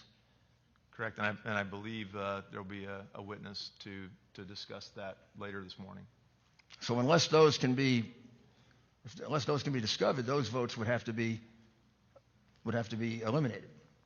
Correct, and it was explained to me that the way that happens is that you can register online for a driver's license at the same time you can register for voter registration. But the driver's license doesn't require the same information as the voter rolls, and so those kind of go into a queue that the Secretary of State would approve for the voter rolls over time. But there appear to be 6,000 voters that were on the voter rolls in the voter database with no sex and a default date of birth. So in other words, they entered 01/01, 1900 or whatever that date was. They also discovered over 2,000 votes that used a false address, an address of a vacant lot. Correct. You already told us about the 1,915, 487 mail-in votes that were not verified with regard to signature in Pima County, in Maricopa County. Correct. Also, in Pima and Maricopa County, Republican poll watchers were very often forced to stay outside, and unable to view the vote processing. Correct. And is there an estimate of the number of illegal immigrants that voted in the election? Has anyone done an estimate of that? The American Immigration Council suggests that there are about 300,000 ineligible voters, and then one of the local newspaper reported that there were another 312,000, I believe, non-incarcerated felons and other ineligible voters. Has any attempt been made to investigate that, to determine if they can locate a sufficient number of illegal immigrants voting illegally that would have a bearing on the outcome of the election? That would really be done by the county election fixers. But it hasn't been done. Not that and they're I'm going to aware of. certify the vote apparently without doing it. I'm not aware if they. It would be. You'd have to be an idiot not to think that illegal immigrants voted, right? It's very possible. How many are there in Arizona, approximately? Anybody's guess, but what's the lowest number? Can anybody help me with that? Question for the local legislatures. 5 million? 4 million? I wish we knew, sir. Pardon me? I wish we knew. Mr. Chairman. What's the lowest number we could use? 4 million? Representative Cook. Mr. Chairman, my colleague, Representative Townsend, and I have had several discussions over the past few weeks about that number, and she could provide that to Mr. Giuliani. Mr. Chair. Please, Ms. Townsend. Mr. Chair, is this on? Thank you. And Mr. Giuliani, Mayor Giuliani, I can't tell you how many people are in this state that are potentially can vote illegally as an illegal alien, but I can tell you that there is a way for them to vote under the federal-only voter program, meaning that someone here illegally or a fake name, anybody that can put together a voter registration card with a fake name, or if they're not eligible to vote and are not in the MVD system here in Arizona, when they register to vote, if they're not found in the MVD system, the DMV system, they're not there, then they're contacted to see, do you have a birth certificate? Do you have anything to prove your citizenship? When they don't answer, then their name is relegated to the federal-only voter list, which there's 36,000 in the state of Arizona of people who can't prove their citizenship, can't prove they exist, other than when they show up to Election Day, all they have to do is show their bank statement, their title to their car, anything you can reproduce on your own computer with your fake name on there or whatever, and onto a bank statement, and you get a ballot, and you can vote for president and your congressperson and senator. So up to 36,000 plus people in Arizona could potentially vote, and I do have the numbers of who has voted in Maricopa County is 4,100 of the true federal-only and another 4,000 that are supposedly out of state. So those alone haven't been researched deeply enough to know, does that name even exist as a person? And are they here? Is that someone here who's here illegally or not? So we don't know upwards of 8,000 people in Maricopa County alone who have cast a ballot who weren't able to. Well, I mean, that's pretty astonishing. So I will say, and I may be wrong, but let's say there were 5 million illegal aliens in Arizona. It's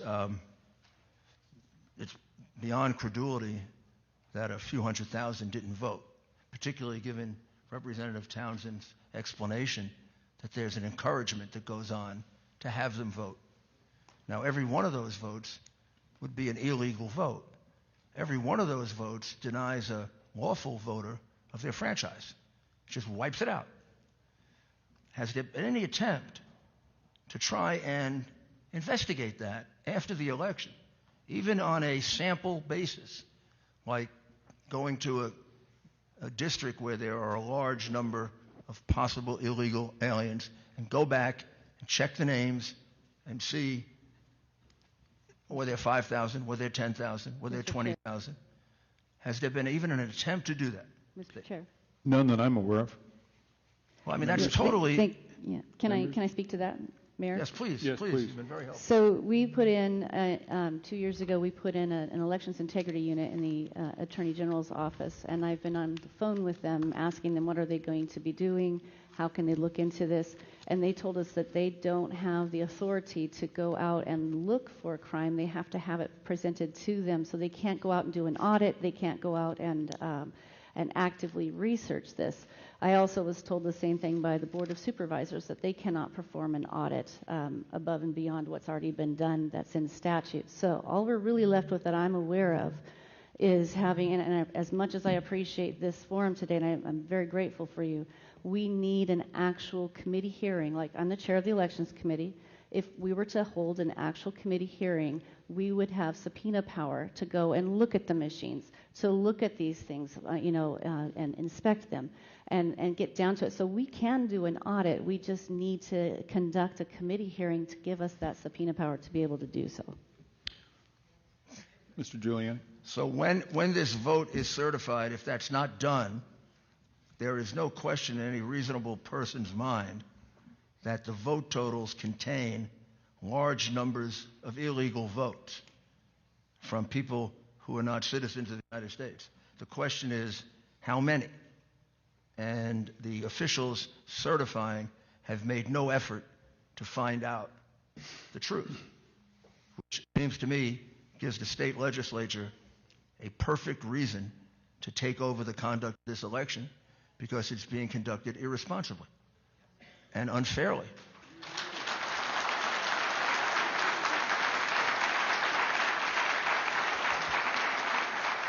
And why doesn't your state legislature exercise its responsibility under the Constitution? What's wrong with that? Mr. Giuliani, that is the essential question that we are here to ask. Good. So now, anything else, Colonel? You did a great job. He's available for any more questions. If you are done, available all day. If you are done, Mr. Giuliani, we do have a number of questions from the panel members for you, sir. Good. Yes, sir. All right. The first thing I'd like to ask is, you spoke on system capability, and I know that much has been made of the excoriation of the state of Texas on the Dominion equipment, software, and all that. Can you provide just a very short comment on why they said, not only are we not recommending this, we're prohibiting the use of this equipment in our state? In a nutshell, vulnerabilities that were issued, not addressed, and not fixed. There were too many system vulnerabilities. Okay. And you also referenced a comment about DHS. And I'm struggling with, why did DHS say security for this election was the best it had ever been? Do you have any insight into that? In my experience in life, there's generally two factors for individual. I mean, it's either competence or commitment. So they were either incompetent or not committed to learning the truth at the senior leader level, not Okay. at the operator level. And does DHS know about the information that you've shared with us or that you're sharing with us in the process of this? Have you shared that with them specifically? And much more. So beyond what you're saying here, you've gone into much greater depth. Yeah, we have relationships with our local DHS personnel in Texas, Mhm. in both the intelligence divisions and CISA. When I started working on this project in August, I called them up, said, "You guys have got to come out and look at it." They did. They spent an initial 3 hours going through this data. At the end of that, one of them said, "I think I need to go outside and throw up." Okay, besides that, did they do anything about it? They had multiple follow-ups. They drove up to our Dallas counterpart team, received over 600 gigabytes of data that had been accumulated over time. Our team provided them over 200 gigabytes of confirmatory data, and they analyzed that. After they analyzed, there was a passive scan done. They conducted a limited scan and determined that there were vulnerabilities. They held numerous meetings with their folks, the CISA cyber side, and the INA, which is the Intelligence Assessment Division. And I'm sorry, CISA, could you let the folks who are watching know what CISA is? CISA is the agency in DHS that's responsible for cyber and infrastructure. Okay. Members, any other questions? Representative Biasucci. One note that might be important. Members of the elections division of CISA, I was told would never attend the meetings or the briefings that were conducted internal to DHS on the material that we had presented. And I'm sorry, who is that did not participate? The election security division inside of DHS. Okay, thank you. Representative Biasucci. Thank you, Mr. Chairman, and thank you, Colonel. I just wanted to make sure I have this correct. So when we're talking about, it was Mr. Krebs? Is that correct? Correct. Okay. He stated the most secure election in history. He stated we're not connected to the internet. He stated no votes leave this country. This is all things he's stated publicly. It's all on the CISA website, correct? Right. So are you willing to say under oath that you have seen the connection to the internet? You have seen it go offshore to Germany, Frankfurt. Are these things that you have personally seen and can say that is not true? Our white hat hackers, yes, they have that traffic in the packets. So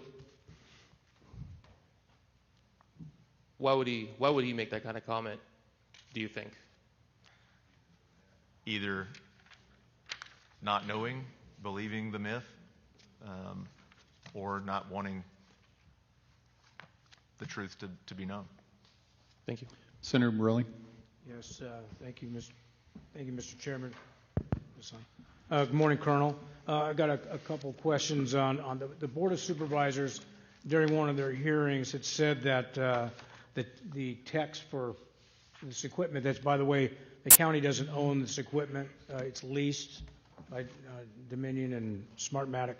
But is it irregular? Is it SOP for the tech reps to be there during the election process? Yeah, that's been something we observed in Michigan and Pennsylvania, whether they're full-time Dominion employees or contractors. There are Dominion employees that are there to run the equipment. Because at the Board of Supervisors hearing they'd actually made comments that they actually provided them an office space in the county for them to handle this stuff. My question is, a couple weeks ago they did a test to show that how the system was secure, so they did it before and mid and then after tests so everybody could see that the Board of Supervisors and county elections see, this is cannot, so what you're hearing is false. Obviously, or is it during that test, can they find the anomalies in there during that basically what I always call a dog and pony show?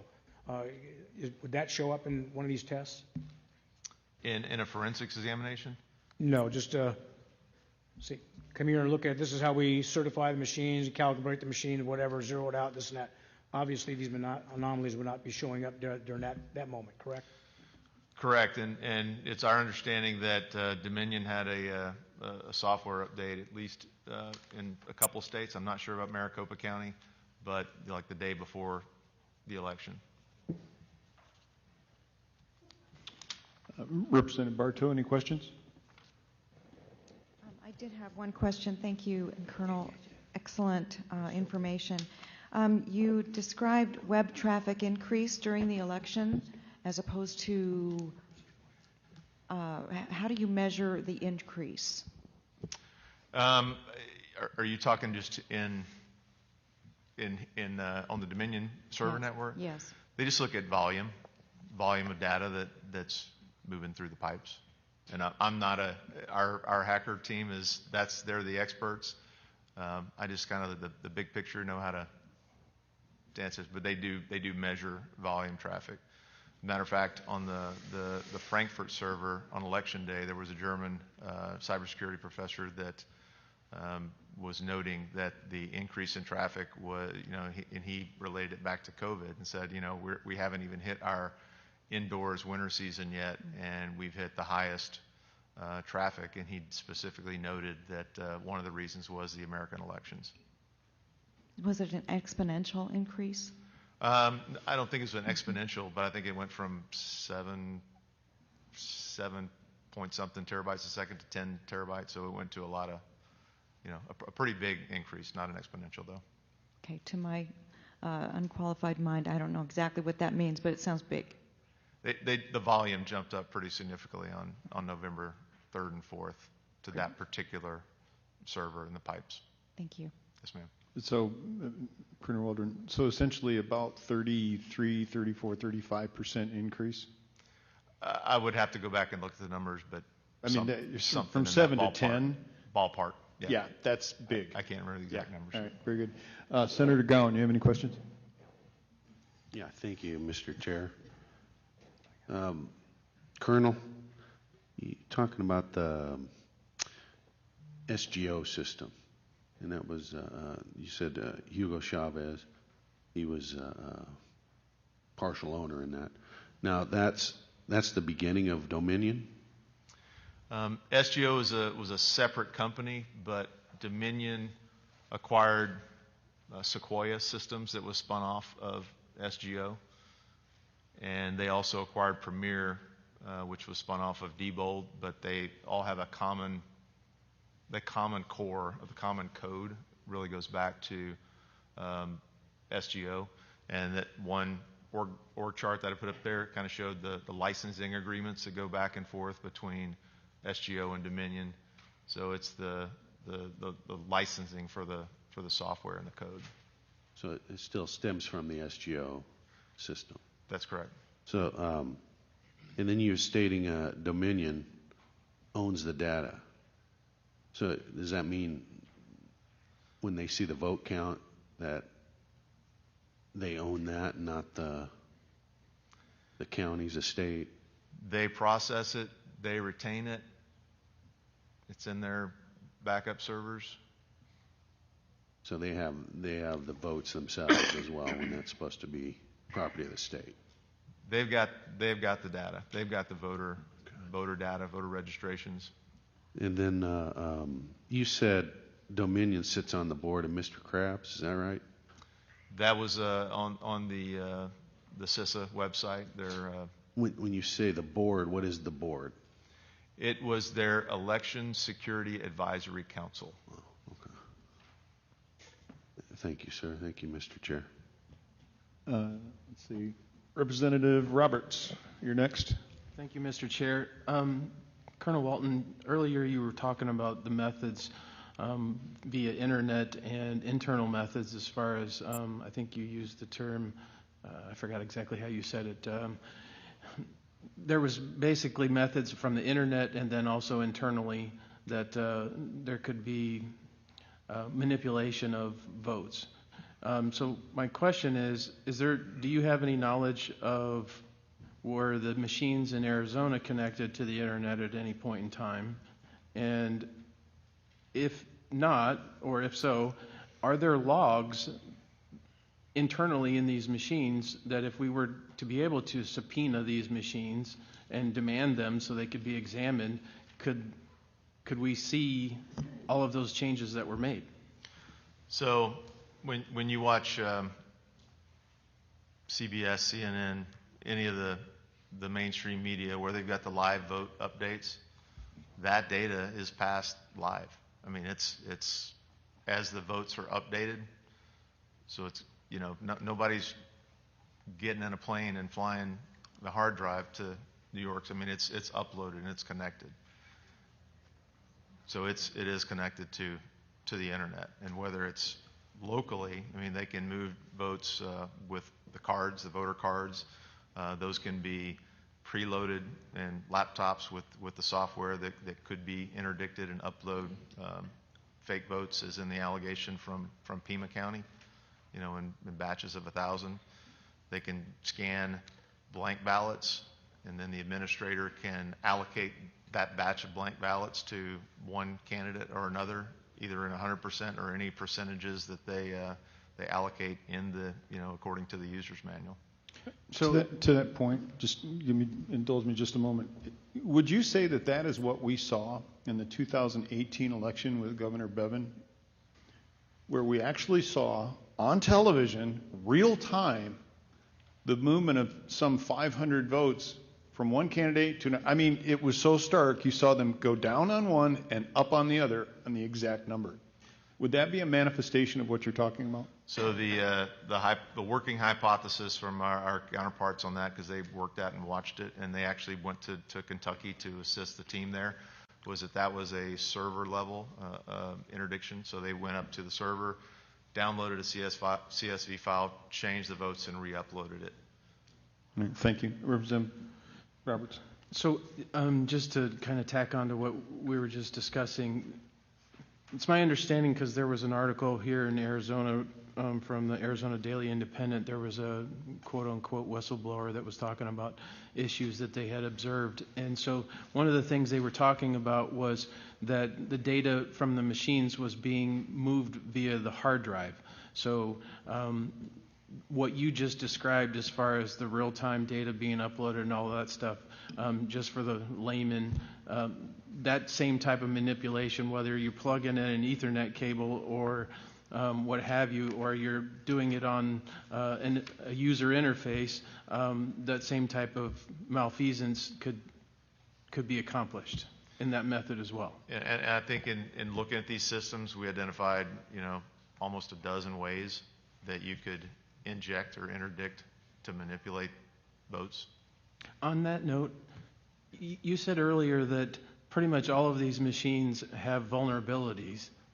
So is there any system out there that you're aware of that is worth exploring, or do we just need to go back to the paper ballot?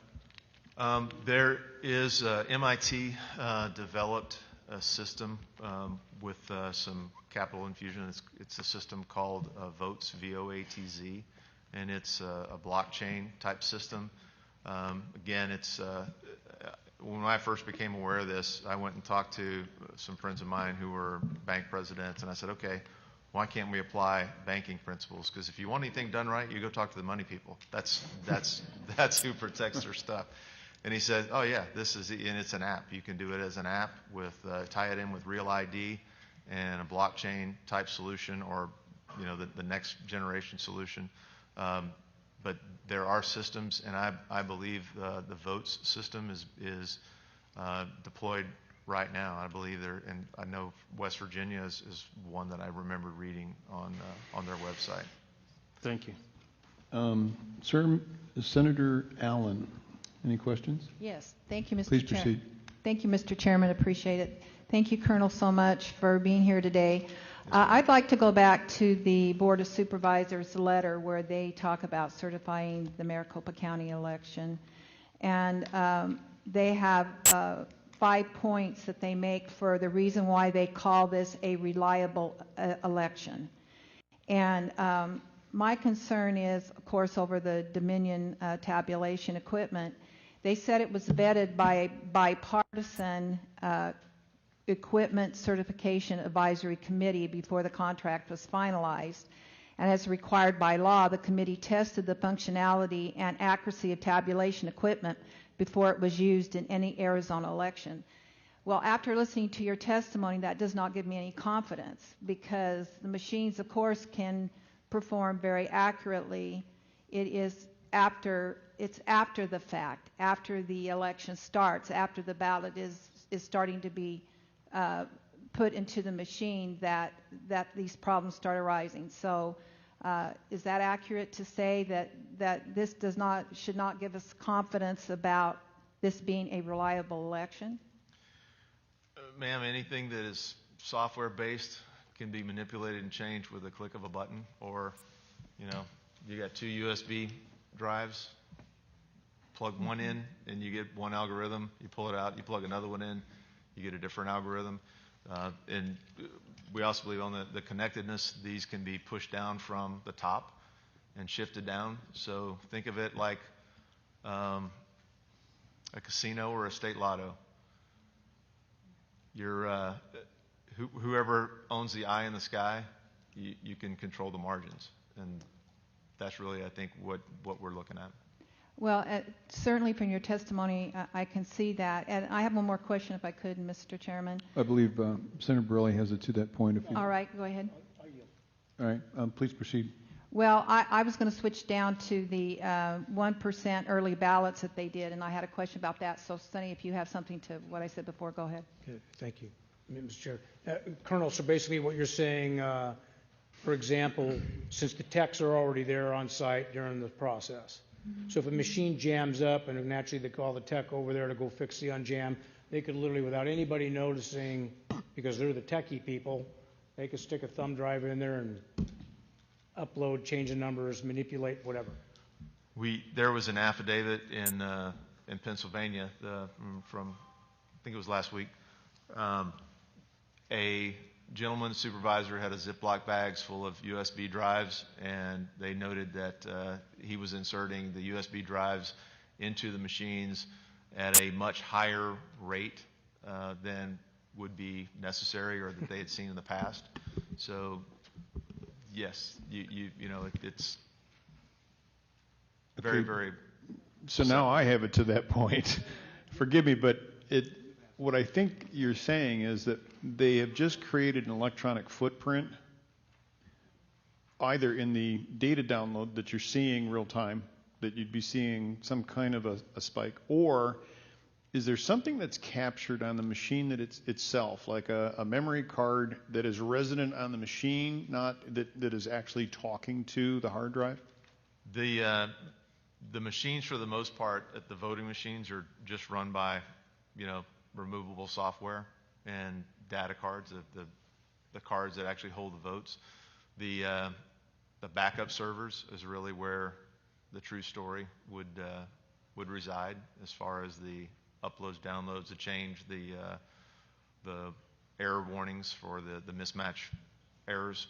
So would you be able to show with specificity a machine in Maricopa County going all the way across the pond, inserting data into a server? Or would it be an aggregate of all the machines that were in Maricopa County, for example? Is it by individual tabulator, or is it by the server here that collects? Can you help me understand that piece? Let me, that probably goes back to your headache graph, I'm thinking. A schematic that sort of shows that.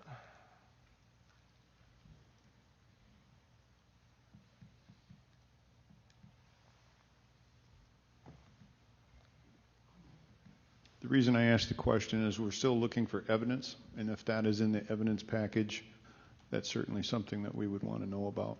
If we don't have it today, something that could be forwarded to the body would be great.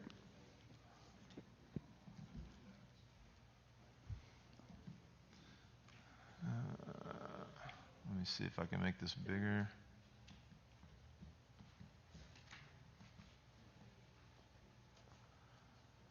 So this is Dominion voting, the high level. It's a block diagram of how everything's connected, and I can print this off and provide it to you, or whoever would do your audits. But it's kind of hard to see when it's blown up. But you've got ballot boxes, ballots taken out, and this tracks all the way through the image cast central to ballot images, and this is really what's voted. The ballots are scanned into these image casters, and there's an electronic image created. It goes into results files, and then it goes into validation, adjudication, auditing, reporting, and publishing, and then to Democracy Suite EMS, the Democracy Suite servers, the database servers, the document management servers, and it kind of shows you how this all goes out to the world from this whole system. Election data, this is kind of the top feed to all these servers, but this is really, it's a network. I mean, it's a computer company. It's all networked. It has to be. So let me reframe the question. We probably would not be able to identify any specific tabulation machine showing up on the server because it's all aggregated. Yeah, it's these tabulation machines go through this process, but the results files. So if you work it backwards from the server, you would be able to go back to a ballot image, an electronic ballot image. All right, thank you. Senator Allen, you Yes. had another question? Thank you, Mr. Chairman. The other thing in this letter by the Board of Supervisors was they commented, again, of what made this a reliable election, that the election day ballots from 2% of vote centers and 1% of early ballots is required by Arizona law, and it yielded a 100% match to the results produced by the tabulation equipment. So that should give us, and all the counties do this. They do this hand count, this little audit of a small percent of the votes to see how it matches up to the machine. So could you explain how we shouldn't have confidence in that particular? How can they make that match up to the machine then when they just arbitrarily pick out 1%? If there's vote dumps that are happening and things that are happening throughout the process. I would just say it's something we learned a long time ago, garbage in, garbage out. If you've got 1.9 million votes that the signatures aren't verified, and they're just reading bubbled in, ballot cards, then yes, the ballot cards, when they run 1,000 ballot cards through, are going to come out with 1,000. So that small batch would represent what those particular ballots say, but that's why there's chain of custody requirements. That's why there's verification requirements at each step along the way. So if one of those steps is broken, then the validity of the whole process is in question. You just don't know.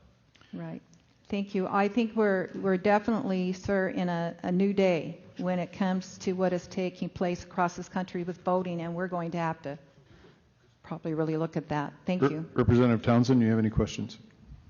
Thank you, Mr. Chair. And Colonel, I just have a quick follow-up to some of the stuff we've been talking about as far as the security of the machines themselves. And as we know, whether or not something happened or didn't happen, I'm most concerned with voter confidence. And if there's all these holes, then we're going to really deflate or collapse voter confidence. So I would like you to reassure me on one particular item. In the tabulation room at the MCTEC here in Phoenix, in years past, you had to have a special badge, and only people that were certified to be in that room with the machines and the tabulation and all that were allowed in there. This year, teams of 25 adjudicators in that room in the tabulation of those machines. Would it have been possible for someone in that scenario to wander over to the machine and have a conversation with thumb drive you're talking about, or is it deeper than that, or something that's happened from remotely, or how secure are these machines? Because we know that there's no chain of custody on the hard drives, and you know, the machines we saw in the video left alone for almost a week in one of the voting centers, untended, unsecure. You know, how could somebody, a regular person with nefarious intentions, walk up and change this whole election by putting in a thumb drive and changing the algorithms? That's something that could have happened, or we don't have to worry about that. Either an individual that has knowledge of the systems and how to, you know, operate in the system could have an impact again from the server. They could be sitting in Nigeria, and as long as they've got an internet connection, they can get to that particular server. If they had access to, you know, the data from the malware that's on the server, they could get the login and password from, you know, a Pima County operator or, you know, a Maricopa County operator. So there are just so many places that they can be interdicted or penetrated.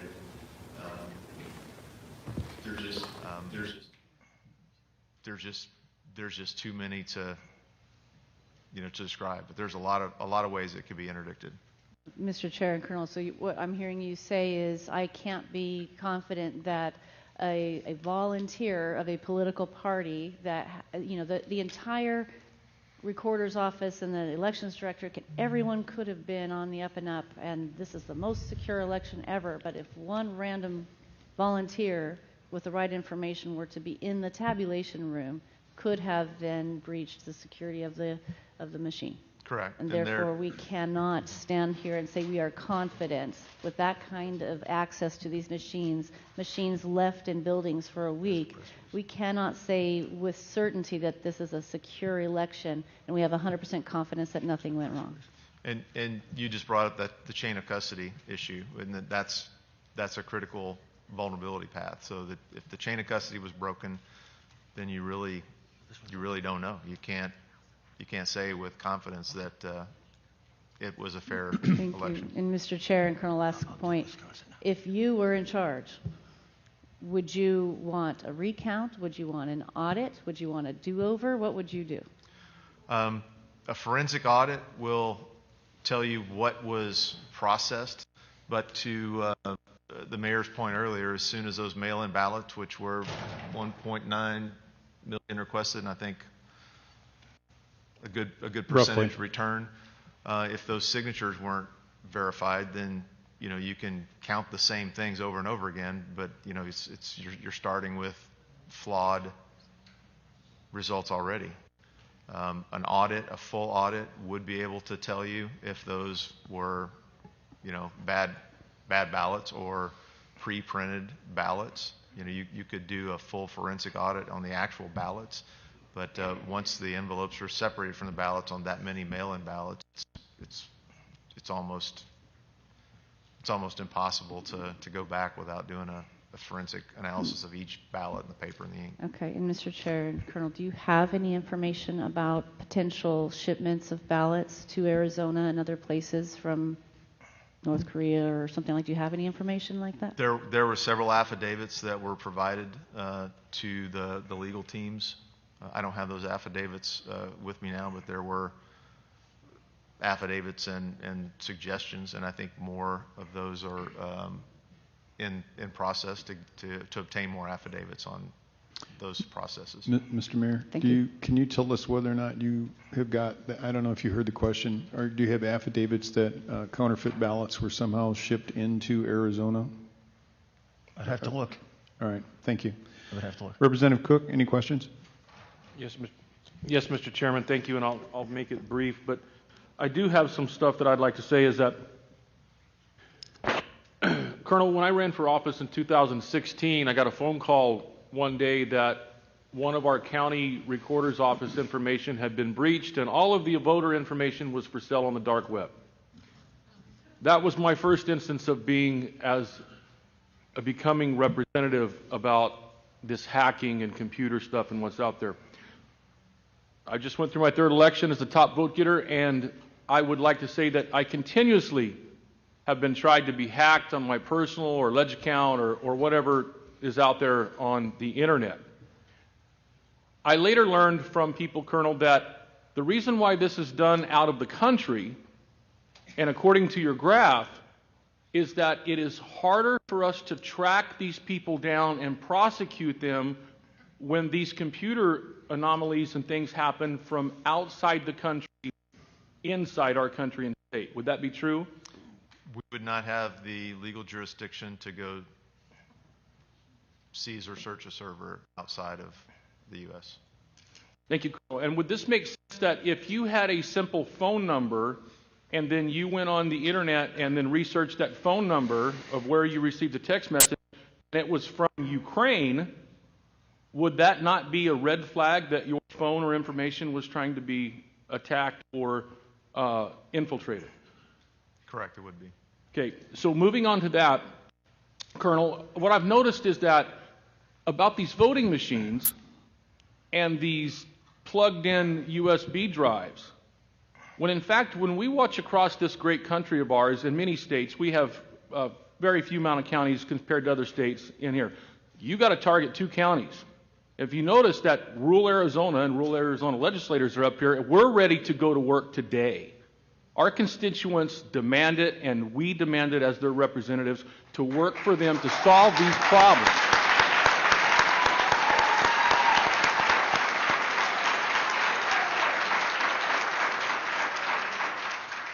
But what happens, Colonel, is that the same thing when we look at this country on a map and counties that vote for the President Trump versus counties that don't, it's the population and the masses. So I'm going to get to my point about Maricopa and Pima County.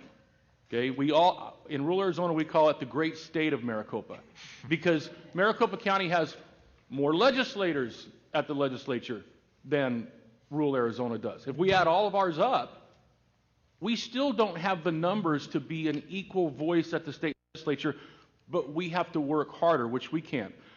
So if we look at Maricopa and Pima County, if I was going to, now we're going to get down to vote centers, okay, targeted vote centers, Colonel. I wouldn't have to have a USB drive or to infiltrate every voting machine in every vote center in Maricopa and Pima County, would I? Or would I just need to target those individual voting centers in those 2 massive counties in the state to do what you are saying, to take votes and shift them over in those numbers? Do you understand what I'm asking? I've seen analyses that boil down national elections to zip codes, to just zip codes. Mr. Chairman, I get fired up when I get into this stuff because I read and hear everything that these people have said. It has happened to me. And I just thank you again for your information, confirmation. But when I go back to the 2016 hacking, what I see as a pattern, Colonel, is that there is a plan. There's a larger plan, and it's not a conspiracy theory, and I'm not nuts.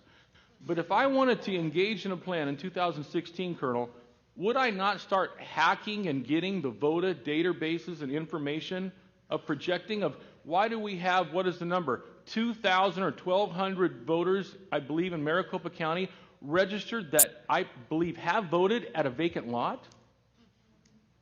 I mean, if I really wanted to go down the road, isn't that the way you would target it? Yeah, and again, it's you can interdict this in multiple levels and multiple methods, and I think that's what's happened. There's so much out there, and it's to your point, you know, you're not a conspiracy theorist, but it's really hard. They've made it so hard for the public to understand it, and we call that in deception operations ambiguity increasing. And thank you, Mr. Chairman. Mr. Colonel, I have the last question and what concerns me over what I've read and seen is that could the data that you say could be traced back only to the scanned ballot at this point, so it can't go back to the individual voting machines, could that be bleach bits or whatever that stuff is? Could that be, could the tracks, the longer we take to actually get the machines and check these things out, could there be time to erase that information and cover up if there was a crime or misdealings? There could, but now the batch files will go back to the precinct and the machines on the tapes. So you can track it all the way back to the machines and the precincts by the tapes, and it's what we showed in the Antrim County, those printouts on the precinct level. So that you can go back. But really all that's necessary to do, there's not really a bleach bit. It's just pulling the USB drive out of the voter machine and the tabulators. So the machines themselves, other than the servers, really don't have a lot of resident information. The tabulation machines, they can have some stored images, but where you retain these.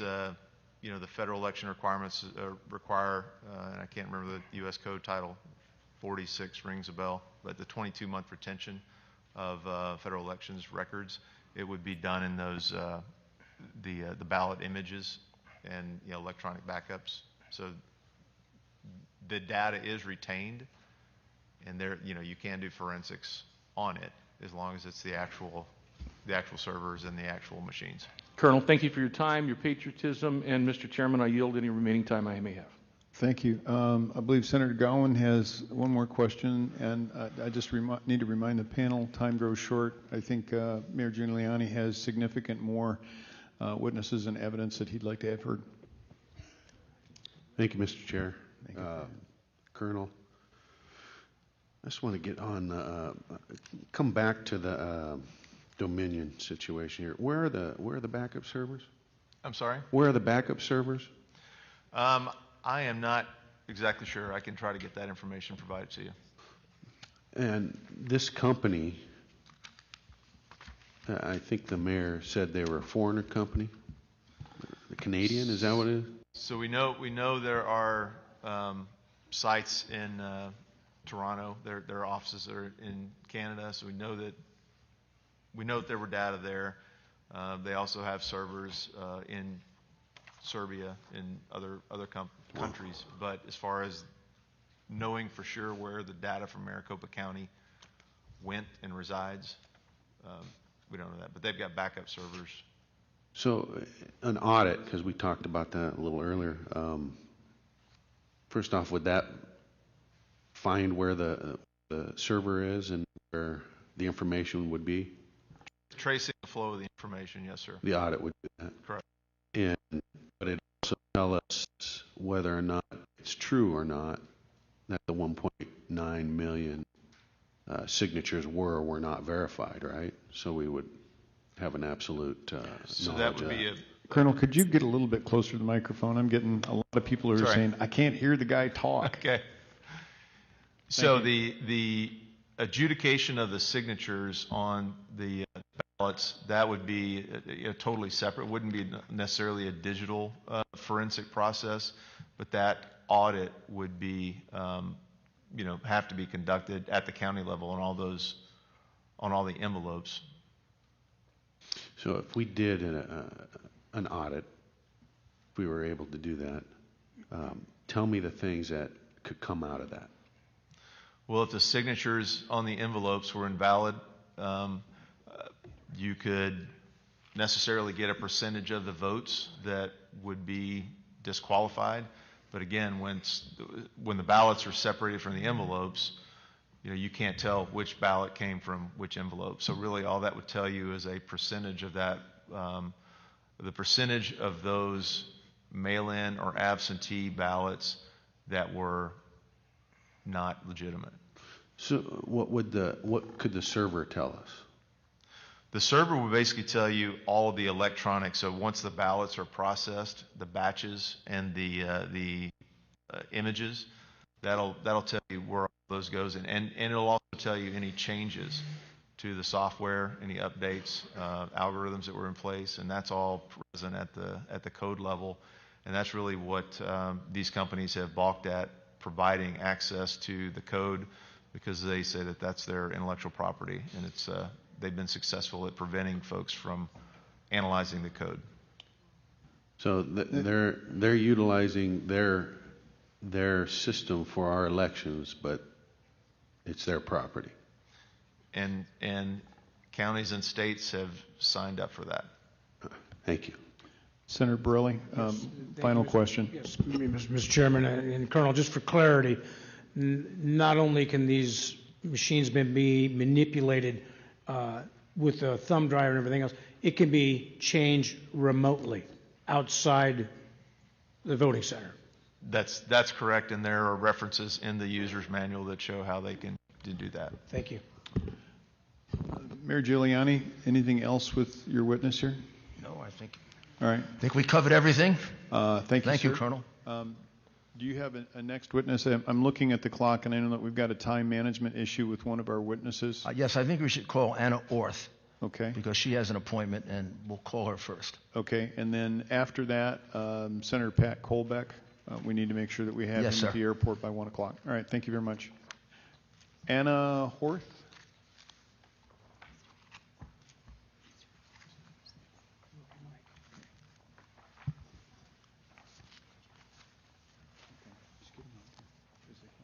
Is Anna Orth here?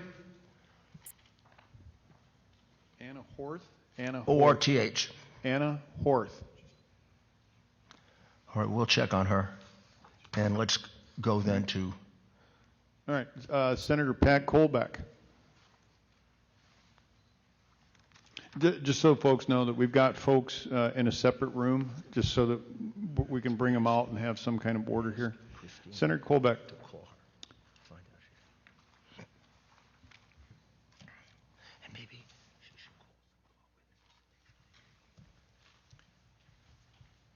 Thank you, sir. If you would, could you please introduce yourself? Yes, my name is former Michigan State Senator Patrick Colbeck. I appreciate the opportunity to speak with you, Mr. Chair, and the esteemed panel members. For 8 years, I was sitting on the other side of this testimony. I was where you were sitting, and hopefully I'll be able to provide kind of a unique perspective on what to look out for in this election. If you excuse me, I'm going to try to get my presentation up here and get that going. Pick it up. Yeah, technology's great until you want to use it. It's more difficult when you can't see. Nice job on the resolution of the screen here, by the way.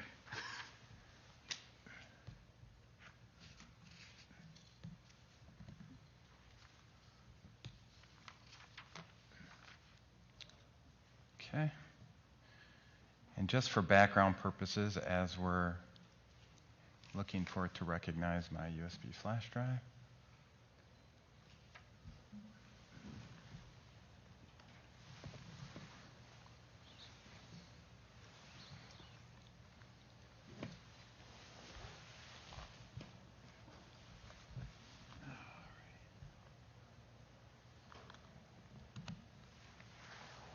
There we go.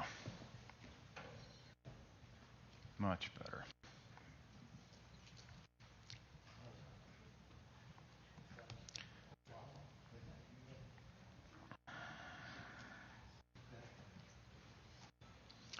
Et voila.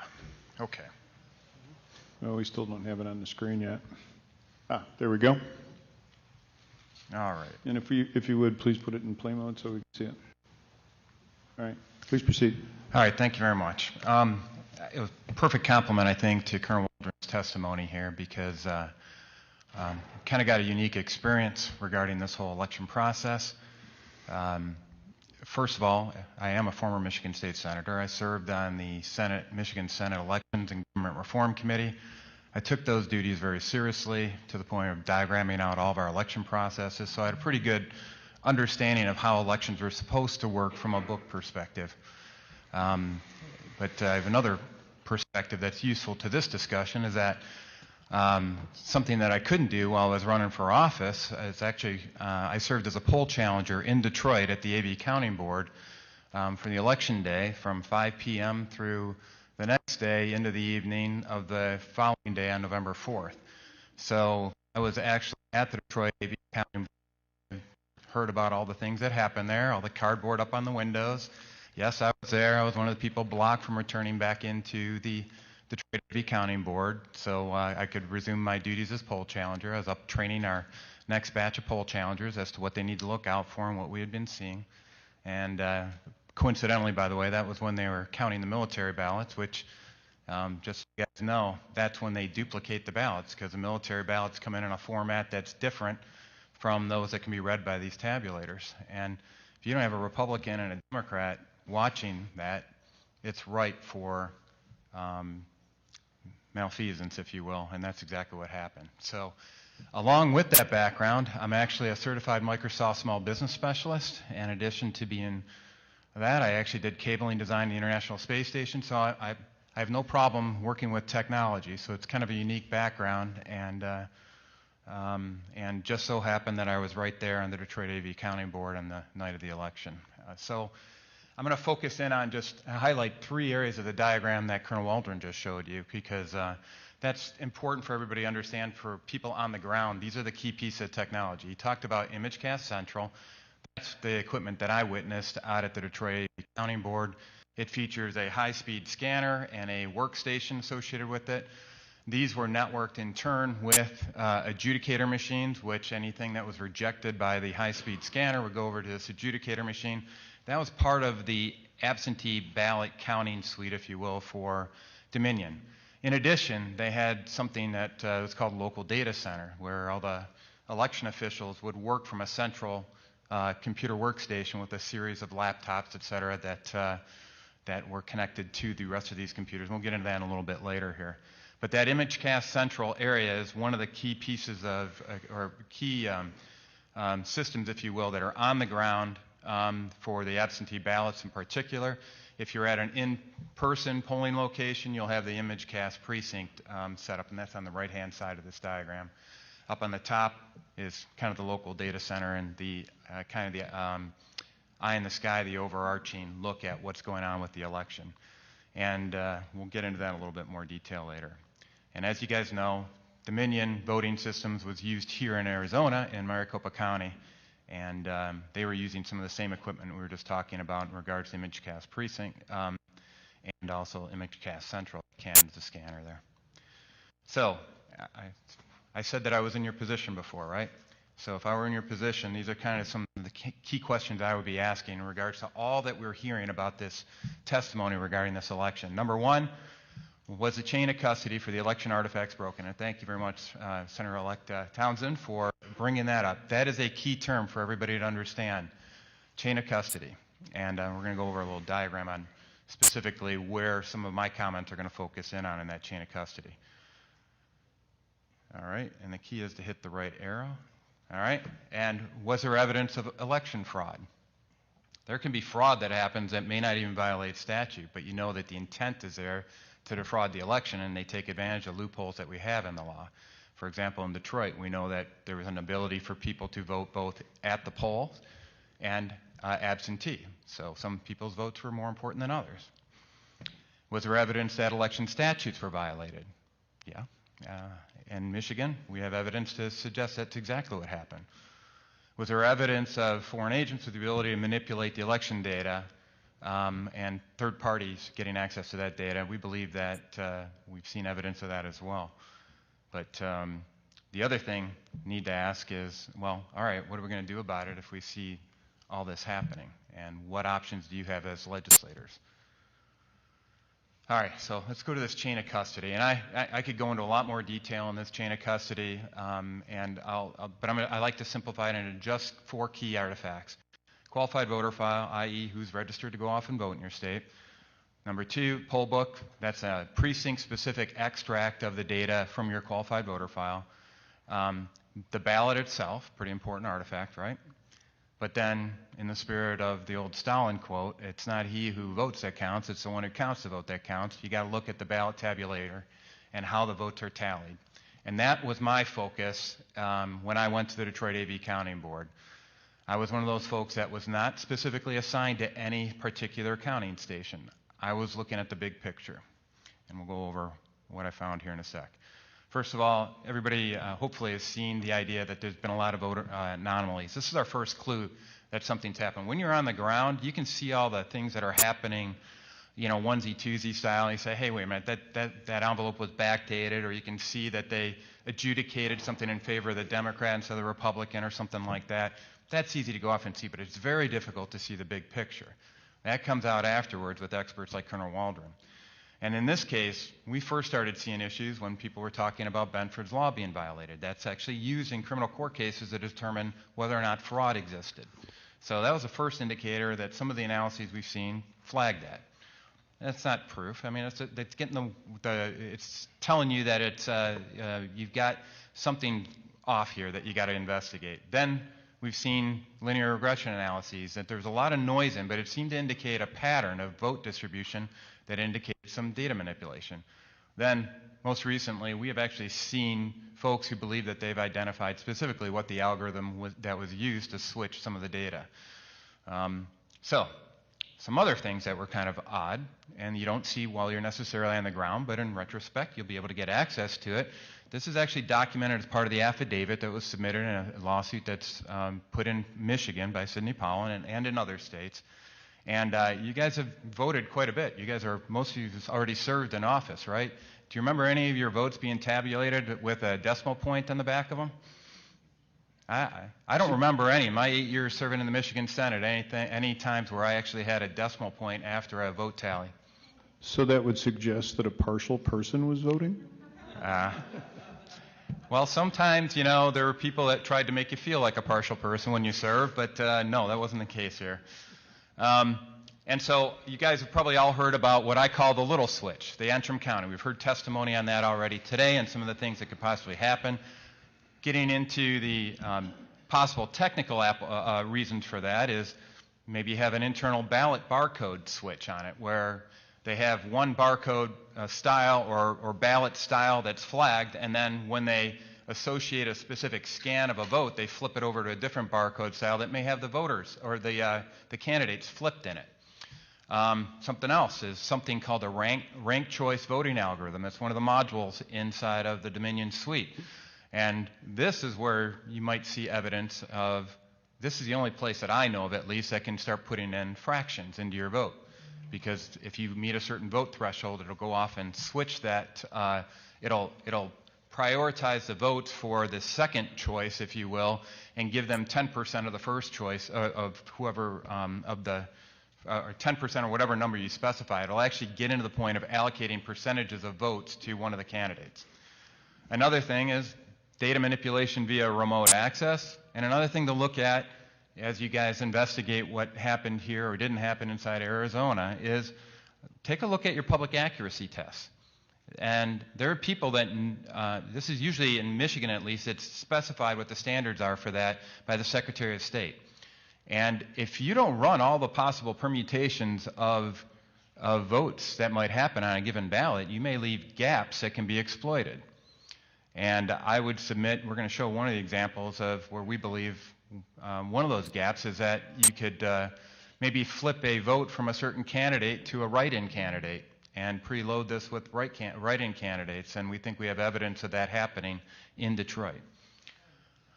So, if you want to go off and check into this, one of the things you're going to need to do, is look into compact flashcards, event logs, and paper vote tallies. So these tabulator data cards, that's where the compact, that's where a lot of the election data we've been wanting to look at is going to be located, so please make sure you get your hands on that. Then we talk about the big switch. I'm not going to get any detail on this. Suffice it to say, in Michigan, you know, our current vote deficit for President Trump is being projected as 154,188 votes. We got more than that we can tie back to potential fraud. So in the state of Michigan, I know a lot of people have written us off in this context, but I tell you, Michigan's in play because of what the level of fraud we've seen. So here's what our Detroit AV Counting Board looked like. And essentially it was set up, so there's 503 precincts in the city of Detroit. They put in 134 of these ImageCast central stations all the way around. That's where the poll books were located. There are about 2 to 5 precincts per ImageCast central unit. We had 5 poll workers per station. Overall, I would submit there was probably less than 10 Republican workers at that whole night sitting at those, and by law, we're supposed to have a Republican and a Democrat adjudicating ballots. Here's what, I said that I was looking at the big picture when I got in there. I was looking at the big picture. First question I asked was, one of these chief election officials, his name was Chris Thomas, I said, who I worked with when I was serving in the Senate, I said, how are you going to protect the chain of custody around the tallies of the individual tabulators and your report outs to the county and all points beyond that? So we talked about the idea that this is getting reported out to New York Times. You can see it on CNN and all that kind of stuff. Show me how that chain of custody is protected. And this election official, who was state elections director in Michigan for 2 decades, said, I don't know. Now, this is kind of an important data point, don't you think? And I was badgering him the rest of the night, and I said, you know what? He finally acquiesced and said, tell you what, I'll let you know. And then finally, the last statement he had on it, because I was pretty persistent, was saying, you know what, I'm not going to tell you till after tomorrow. And I go, well, you know what the primary duty of a poll challenger is? To make sure that the election process are executed effectively and efficiently and accurately and transparent manner. He did not allow that to be done. Now, I can see physical transfer of data. I can watch when somebody moves a flash drive from a tabulator to a central station, and I can go off and verify vote counts at that handoff. I can't get inside wires to go off and trace electrons through the Ethernet cables that I saw position, and that's the next point I want to highlight. And this is something important for you to understand here, is how these were connected. A lot of these election officials will swear up and down that none of these machines were connected to the internet. And that's based on propaganda being pushed by companies like Dominion Voting Systems. They will say that they have an air gap. They will say that they have firewalls in place. They have encryption in place. And I hope to demonstrate here that that doesn't mean a heck of a lot. Any hacker worth their salt knows that if one computer is connected to the internet, they're all connected to the internet, firewall or not. And so here's a diagram that I put together based on, and this is literally midnight the next night before I forgot everything. I wanted to make sure I document everything that was there. I went through and physically traced all the cables from all the tabulators and adjudicators to the local data center at the top. So it's that local data center that we have election officials that did confirm that that was connected to the internet, but they said none of the tabulators or anything else were connected to the internet. I can show physical connection between those tabulator machines via Ethernet cables, 2 routers or managed switch. It's tough to tell from 12 feet away. But it's a router type of device connected to all the other devices on this network. And as Colonel Waldron pointed out, it's designed to work as a network. And so all these tabulators were connected to one another, all the adjudicators were connected to one another, the local data center that they acknowledged was connected to the internet were connected to these tabulators and adjudicators. So, and so if that wasn't enough, we went around to all the different computers and observed in the bottom right-hand corner of all the computers, and I can't do this because it defaults into a certain slide presentation mode, but if you have laptops that are window enabled and you're connected to the internet, you roll over that, and you got a Windows 10 device, roll your mouse cursor over in that bottom right-hand corner and you'll see a LAN internet connection icon. And you roll over it, it's going to pop up and say, connected to the internet. They wouldn't do that test for me to go off and demonstrate that. Yeah. So, guys, it's serious stuff, and I also wanted to highlight, I took a snapshot of what the Wi-Fi connections were at that point in time. And one of them is called AV_connect. I wonder what that was connecting. Part of their spec that they have in the contract with the state of Michigan that are supposed to be connected via Ethernet cables. And they even have cellular-based modems that they can plug into a lot of these items to transfer the data over the internet. They've got a Dominion Tech support manual that says connect it to the Ethernet. There's no denying that this was network connected. And by the way, even if they say it wasn't connected to the internet, in the Detroit AV County Board, I can trace a physical connection that says that the system that was used to tabulate 172,000 plus votes in the state of Michigan was all networked together. So even if it wasn't some guy sitting in an ice shanty in Antarctica connected to the internet, that one guy in the city of Detroit that had access to all that information could modify the votes locally there. And so why does it matter? Well, we already talked about these man-in-the-middle attacks. We talked about, in the Sidney Powell lawsuit that's out there, there's additional exhibits that highlight that these passwords are available on the internet. And when you have a man-in-the-middle attack, you think you're getting the right data, you think you're talking to the right person, but you ain't. You're talking to an in-between guy. We also got NAIST that left a key under the mat. What do I mean by that? All the specs on what files to look for, what their file size is, everything else for the voting system is left up on the internet for everybody to go off and I went there myself. I could download this file, took that extract from it. You can find out everything you need to go off and manipulate as a hacker. And we've got Challenger observations on the ground that attest to each and every one of these, and I just want to highlight one of them, the poll worker observation, that he actually observed the fact that the printout of the tape said that there were write-in candidates on it, yet when he will test in his affidavit that there were no write-in ballots submitted. Senator Colbeck, Yep. we're out of time. Yep. So thank you very much for your testimony. We also appreciate the slide deck that you presented, and if you are willing, would you please distribute that to the members of this panel, and I'm sure Mayor Giuliani would like to have it as well. I will leave a copy for everybody. Any questions for this gentleman, Mayor? No, I think Or would you like to move on to Anna Orth? we can move on to All Ms. right. Orth. She's here Thank now. you very much, Senator. Anna Orth, would you please come up to the witness stand?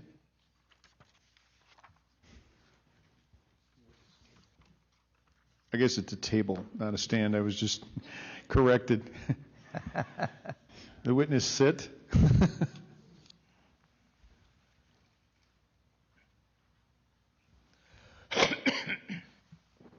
Thank you for coming, Anna.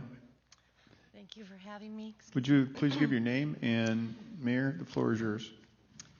My name is Anna, and I'm a resident and registered voter in Pima County. I volunteered as a poll observer. Can you get a little bit closer to the microphone, Sure, of please? course. Thank you.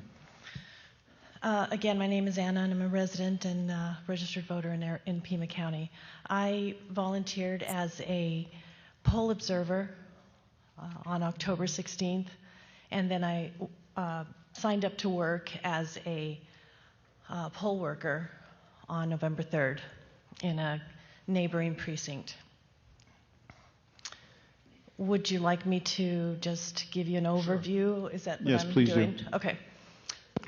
Well, I wrote in because I was aware of some irregularities that happened while I was a poll observer, and some different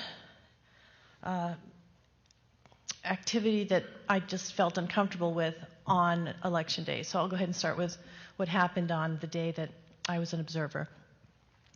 I was certified prior to that to be able to watch the two people that would be correcting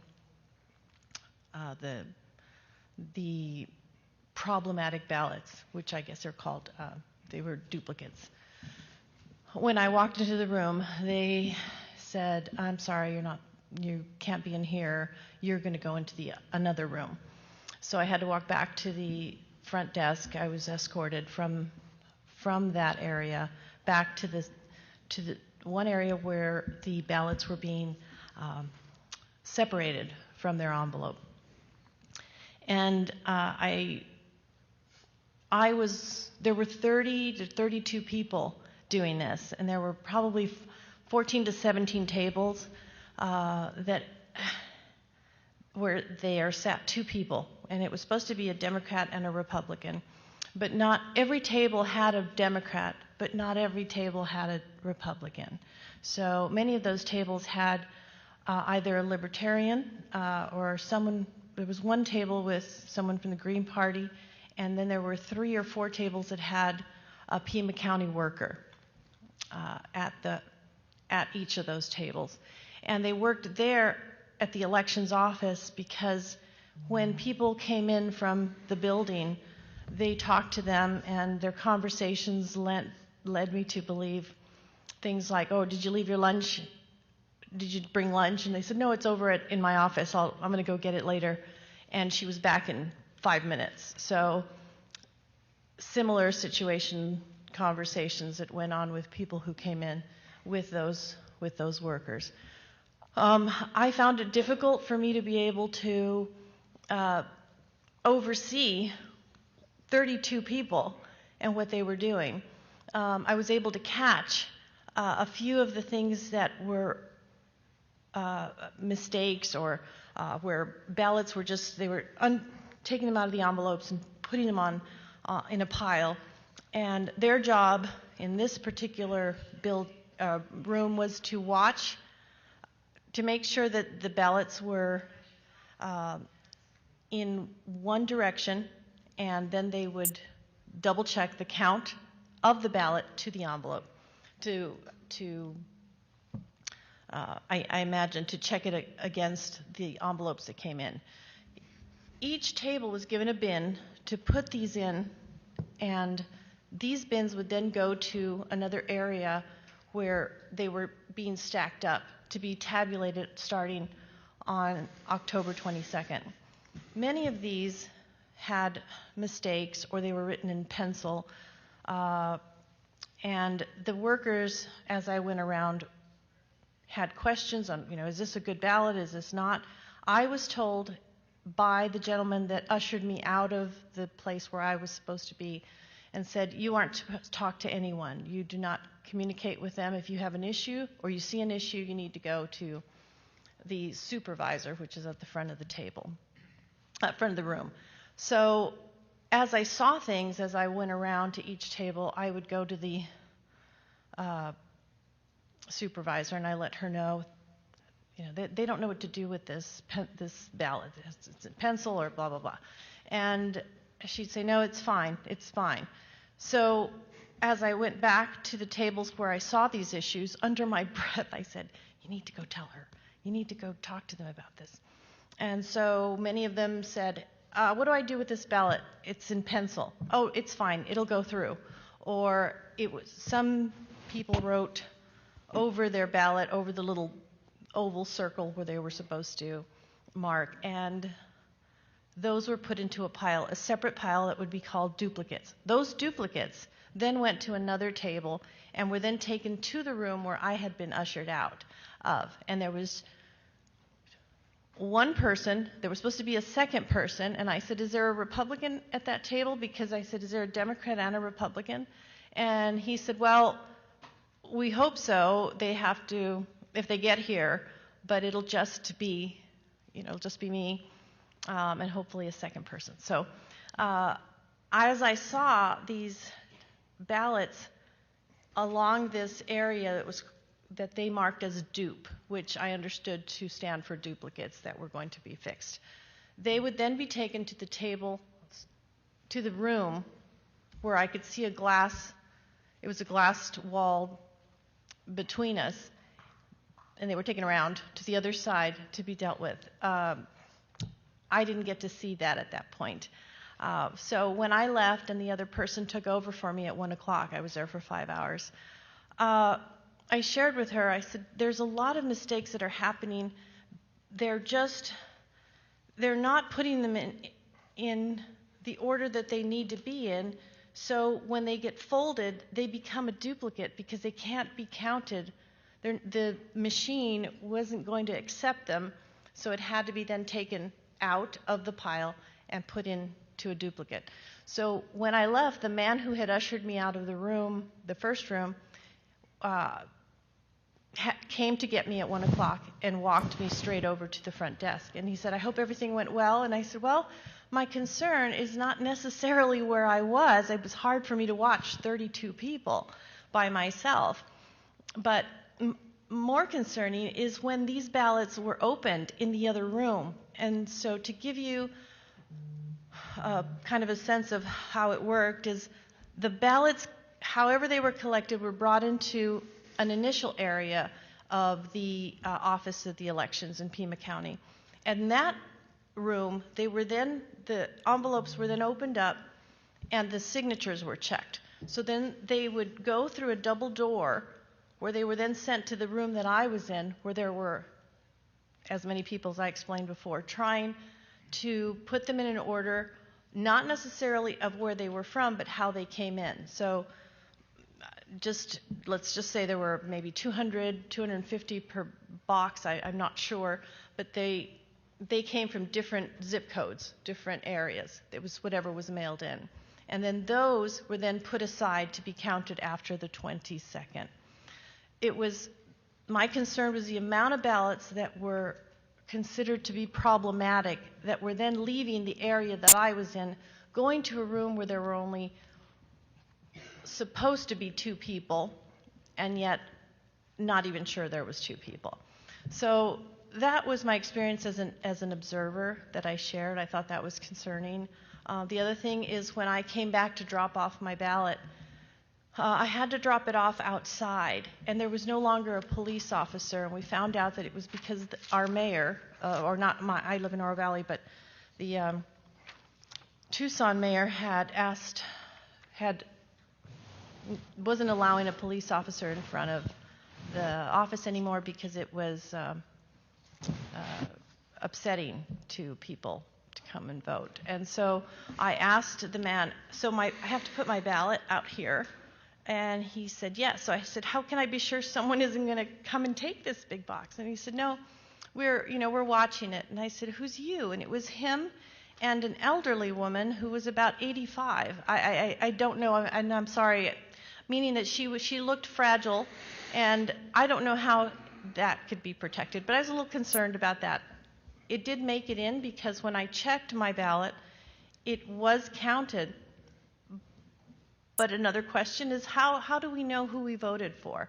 That's a separate issue, but my point is that I don't know if my ballot actually has the people that I voted for. And as I said, that's something separate from what I experienced there as an observer. As a poll worker, I was assigned to be a provisional ballot clerk, and that was on Election Day. And on that day, I had worked the primary in August, so I had an idea of who would come by, what the issues were.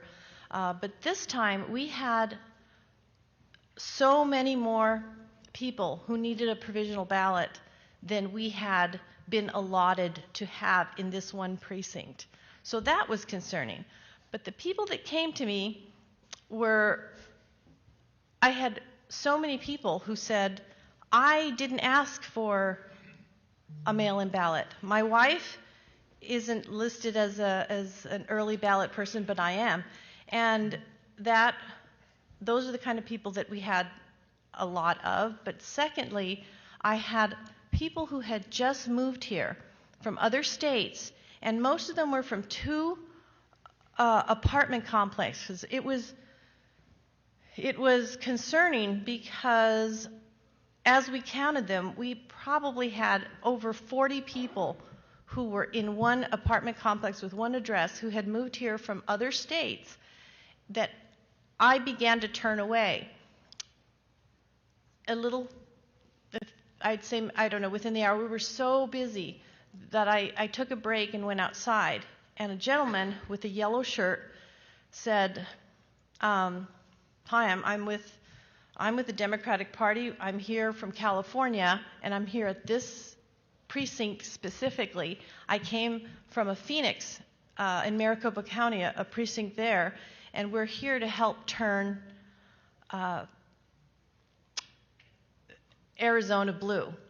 And I don't know if just looking at me, he decided that he felt safe saying that to me.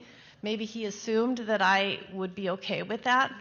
I was shocked, and I said, oh, so what? He said, oh, I said, so what is your plan? What are you doing? And he said, well, I have lawyers on call to contact immediately if they don't allow them to vote, people to vote. And I said, well, there was a cutoff date. And he said, nope, every vote should count. So that made me nervous, of course, because I didn't know the law specifically, and I didn't want to do something that would cause a problem. So I thought, and he said, oh, I've only had to turn away, just a couple people were turned away, and I was able to help one person go back in.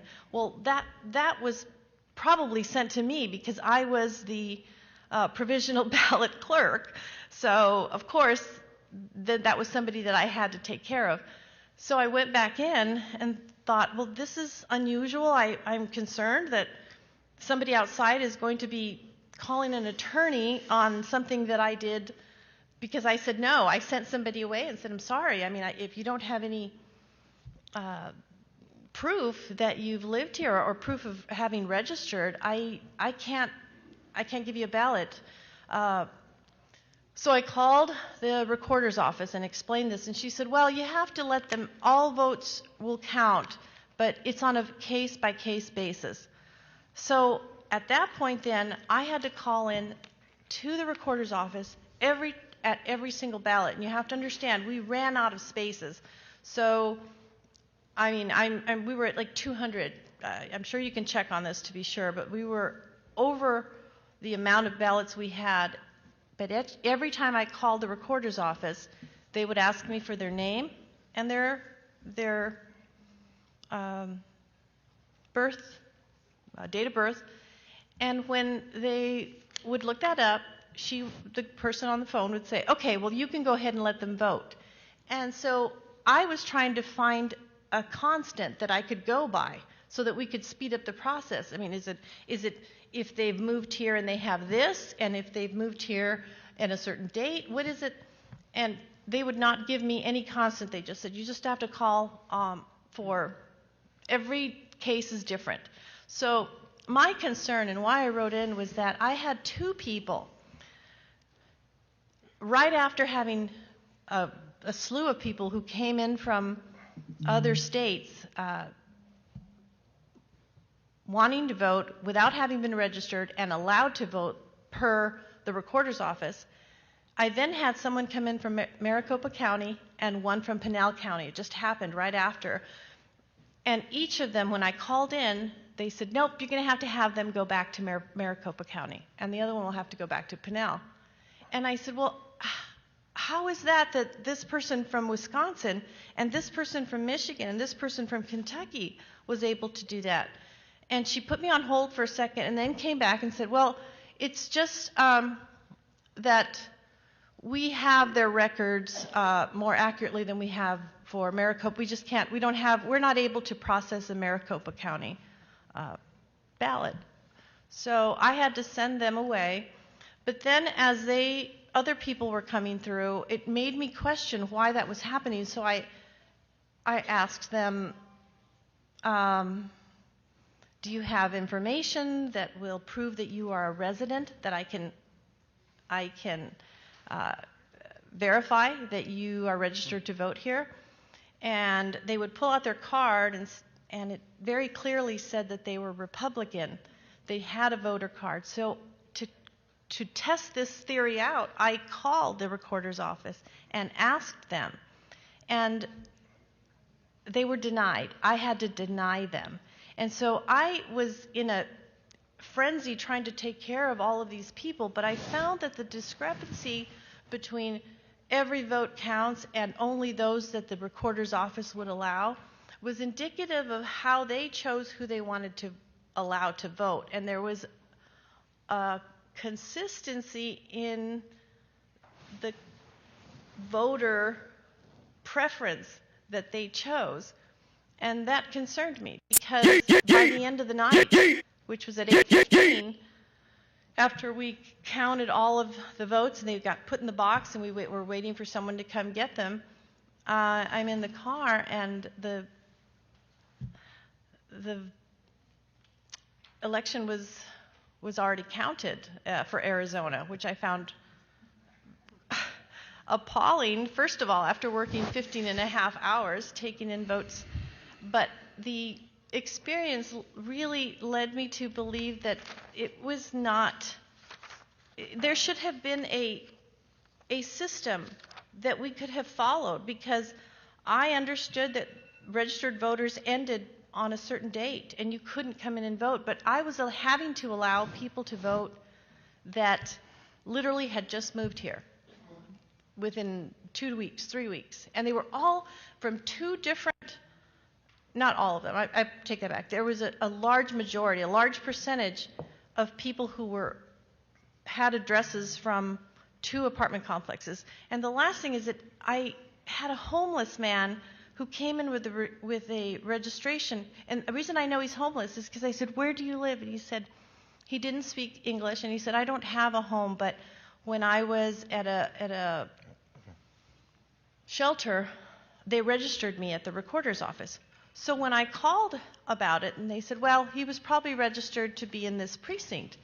I said, "But he doesn't live here." And they go, "Well, it's anybody who was registered downtown can vote." And so I found that to be odd. And last week, for work, I was on the other side of town, and I saw this gentleman on the south side of Tucson with his shopping cart. And I swung into the parking space and called him and just said, "Hi, can I talk to you?" And when he saw me, he ran out, for who knows why.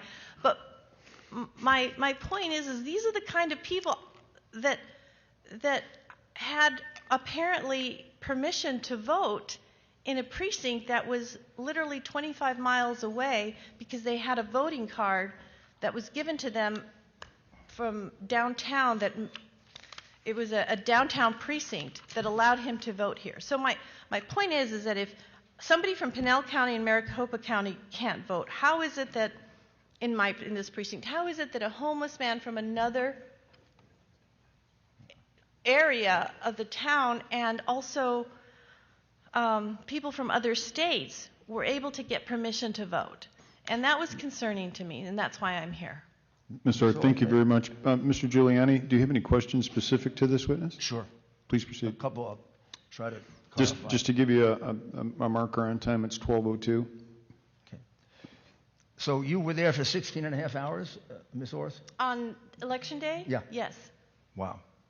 And you were supposed to work with the ballots that were being examined? I was working with the voters, the ballots of voters who were not able to walk into the precinct to vote normally on a ballot. So some of them came to me saying, it says that I got an early ballot and I never got it. Others said, it doesn't even say that I'm on there. It says that I've already voted, or I'm not allowed to vote here. Those were the kind of... So these were ballots that had difficulties? Yes. And there were 28 or 30 to 35 people that were looking at those ballots that you had to observe? No, that was...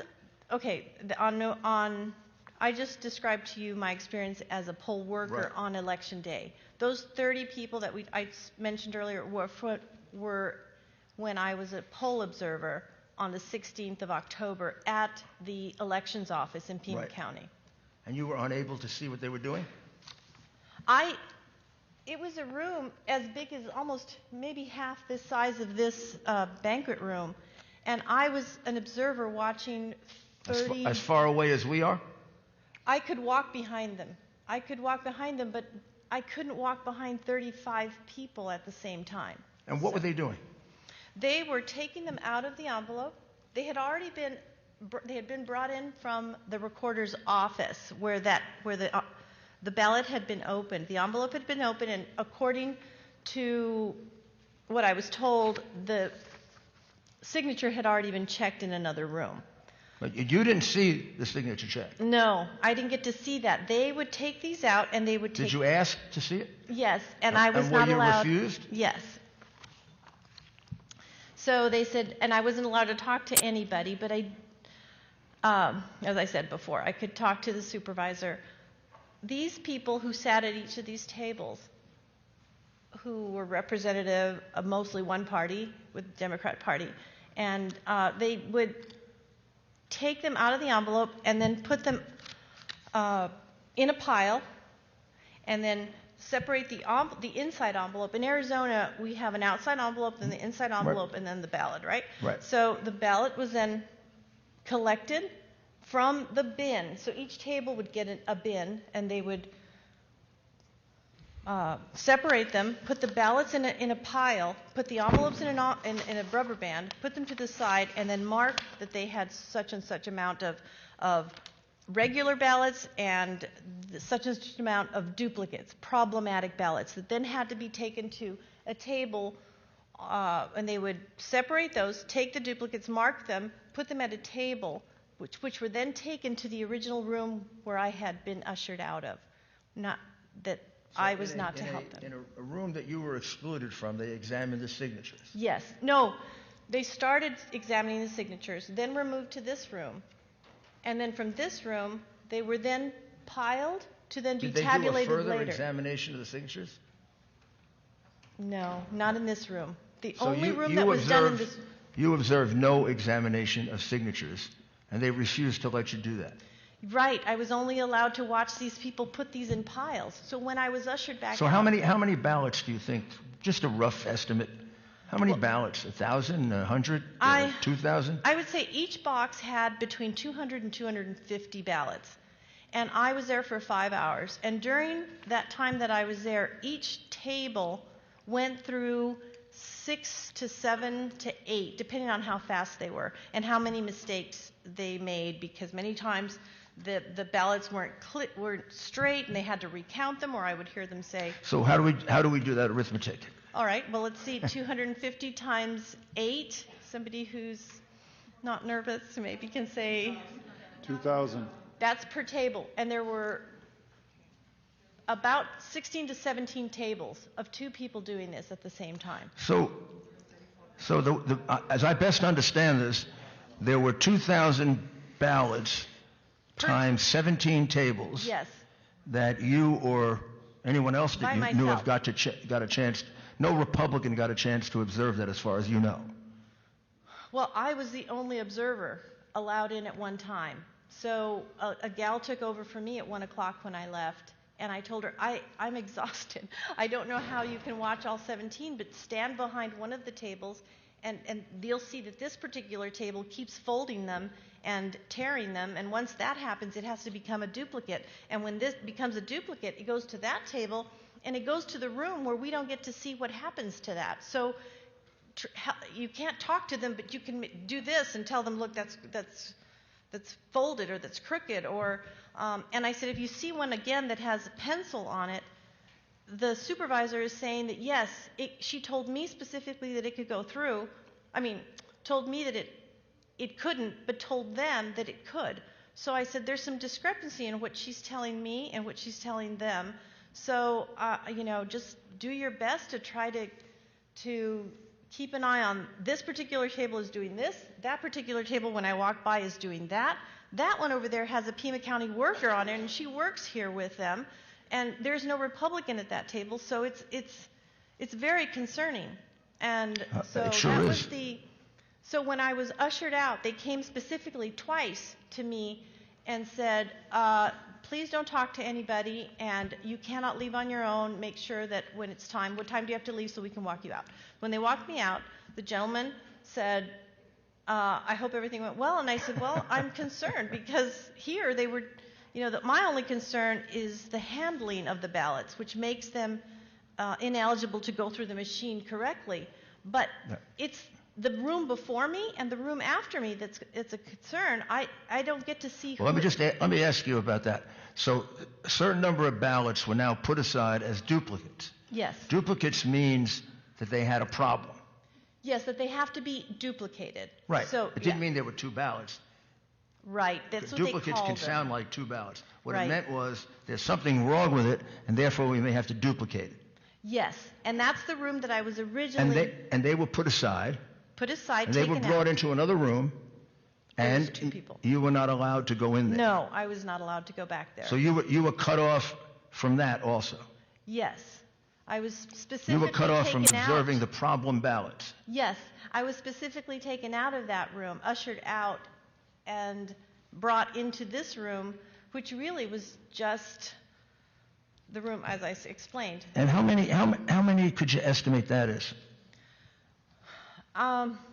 Each table would have an average of, I would say maybe 1/16 of the pile. So, let's say an average of maybe 10 to 20 ballots. But by the time I left, these bins were filled. They would fill them. They would go correct them or whatever it is that they did and brought them back. Best estimate. I would say my guess would be close to in the day that I was there, just in 5 hours, maybe 2,000 ballots. Okay. Yeah. And you had a sense that when there was problems with ballots or whether someone should vote or not, the choices that were being made were to allow people that appeared to be voting for Biden and the Democrats to vote and declining those who appeared to be people who might be voting for Trump or the Republicans? Well, yes. I began to get that sense after I saw that people from other states who weren't even registered in the state of Arizona were being allowed to vote. I was given direction that I had to give them a provisional ballot because as they walked out, there was a gentleman out there who told me he was specifically there to make sure that every voter who wanted to vote could vote. And so that was on election day, though, Mr. Giuliani. That's not on the Right. the day. No, I got okay. it. I got it. And on that day, that was happening. And then when I would get a voter who was from another county and had some indication, sometimes they had a shirt that either said Trump on it or they showed me their voter card and said they gave me some indication that they were a Trump voter, and I had to call on them like I did for every single person that came in to the recorder's office, and I was told to send them away. And so it was at that point that I started to see that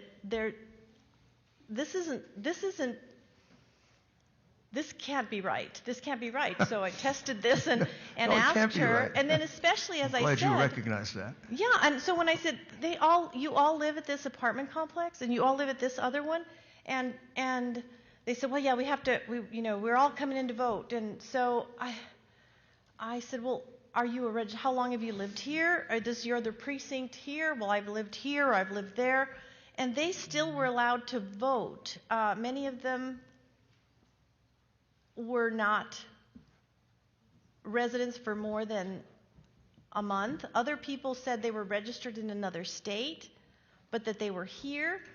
And then, as I said, I think the nail in the coffin for me was when this poor little old homeless man, and I speak Spanish, so I spoke to him and said, how are you here? And he said, I was told to come vote. I want to vote. And I said, okay.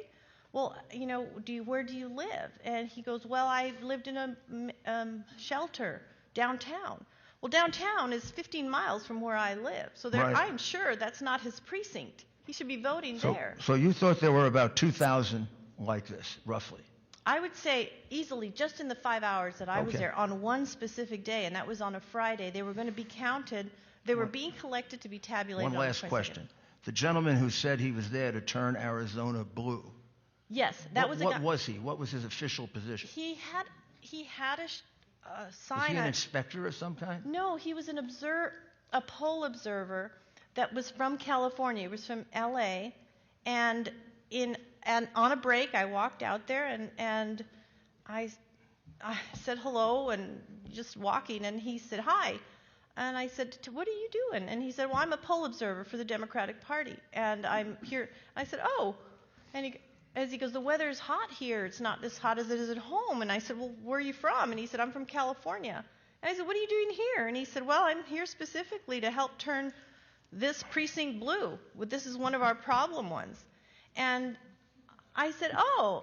And as I said to the panel over here, I don't know why he felt comfortable telling me that, but he said, and I said, you came all the way from LA? He goes, no, actually, I came from another precinct in Maricopa where it was another one that we were focusing on, and now I'm here. What was he doing? Was he campaigning? Was he encouraging people to vote for Biden? What activities did he take part in to turn Arizona blue? Well, as I understood, because I was inside working, his job was to make sure that anybody who was turned away to vote, that he would have people he could call, attorneys in his words. He goes, I have a couple attorneys that I'm connected to right now that if anybody's not allowed to vote, I can make sure that they're represented. And so anybody who was not allowed to vote in that polling place, I was the one that they would be talking to. So of course, that was that was somewhat directed at me, since I'm the one who would say, no, you can't vote. I see. So I don't know what else he was doing, but he said there was a group of them that were coming in. And they sent him there sometime after you began doing that? He was there, well, we started at 5 o'clock in the morning just getting ready. So when I went out for a break, it was maybe around 10 o'clock, and he had been there. And I'm sorry, I don't remember what he had on his shirt, but they were very clear that they had T-shirts, they said, that they matched. Another person came in to take over for him, and it was a yellow shirt with something written on the front. Well, thank you very much for your service and for your courage and testifying. I just make one point, Mr. Chairman. Her testimony alone, and I see no reason why she isn't telling the truth. By the way, she is under oath in the sense that she submitted an affidavit under penalties of perjury to what she just testified to. Thank you, sir. And 34,000 votes unobserved would change the nature of the election. Just her testimony. Indeed it would. One witness. Sir, thank you very much. Yes, thank you for Members, having me. I know everybody wants to ask a question. We need it. Well, everybody has one. It is now 12:15. I expect this hearing, at the rate that we're going, we will be here until late into the night. Please be brief with your question, and I would appreciate it if there's no follow-ups, just so that we can have a lunch break and kind of set the expectation for the folks who are here and get back at it. And we'll try to make the witnesses focus a little bit more. All right, thank you, Mr. Mayor. Leo Biasucci, I'm sorry, Representative Biasucci, you're first, and then Mr. Borelli. Thank you, Mr. Chairman. Thank you, Anna, for being here. Just a quick question about the voters that you said were coming in that were from out of town, or they just moved there, whatever their reasoning was. Did they have an Arizona ID with an address or anything to show you? Were they on the voter rolls, or were these? No, they were not on the voter rolls. They had out-of-state driver's licenses, but had either an electric bill or some kind of a bill that they showed me on their phone, showed me that they lived in this particular precinct. With that, I would call the recorder's office. And you would verify through them that they were indeed legal to vote. Right. And so then when I'd say, well, when did you move here? Well, I moved here on such and such a date. But you had to have registered, I think, in Arizona by the 15th. And then it was extended to the 22nd or the 23rd. Right. So it was just questionable that they were still allowed to vote, but sure. I had a longtime voter who wasn't allowed to vote from another precinct, right. And yet someone could vote from another state. Perfect. Thank you. Senator Borelli. Yes, thank you, ma'am. When the votes that needed to be duplicated, the ones that needed to be corrected, when they went to the end of the room, did you notice anybody in there that was actually overseeing that correction, a Republican or a Democrat? No, as I mentioned before, that's the first room I went into, and he explained to me that this is the room where that would happen, but that I was not allowed to be in there. When you were in there before they sent you somewhere else, yes. Did you see a Republican and a Democrat? No, he was alone. It was just one and person. You know how he was registered? Do you know if he's a registered Republican or Democrat? I don't know, but I have an idea, but that wouldn't be... The bottom line is... We'd appreciate no speculation. Thank you very much. Well, it's a violation of the law anyway, because you're supposed to have both. Right. No, thank you. All right. Members, one question, and then we're going to break for lunch. Representative Townsend? Thank you, Mr. Chair. And Anna, I just have a really quick question. We had our county recorder in Maricopa County instruct voters to cross out mistakes on their ballots for the November election, and then we later had a judge say, no, that was likely breaking the law. You can't do that. We've also heard from adjudicators saying that they had seen a full Republican ballot all the way down, but that President Trump's name was crossed out and the other candidates was circled in. Is it possible, in your opinion, in that other room that you weren't allowed to be in when there wasn't a second person watching the adjudication, were there pins allowed? Would someone be able to cross out one candidate and vote for someone else? Well, again, I wasn't in there to be able to say this accurately, but there's only can make an assumption. If a room requires two people and an observer, that a person by themselves, it's possible. Of course it's possible that that's what happened, but those are the kind of ballots that I'd see. Because I was able to see them as they came through in this room. They were either all for the GOP or all for the Democratic Party, but one of the president little oval had been marked off, or not marked, crossed, which makes it a problematic ballot. So that would have to go into the other room that you're asking me about. And again, I wasn't in there to be able to speak accurately about what this person could have done or didn't do. And that to me was the problem in this whole issue.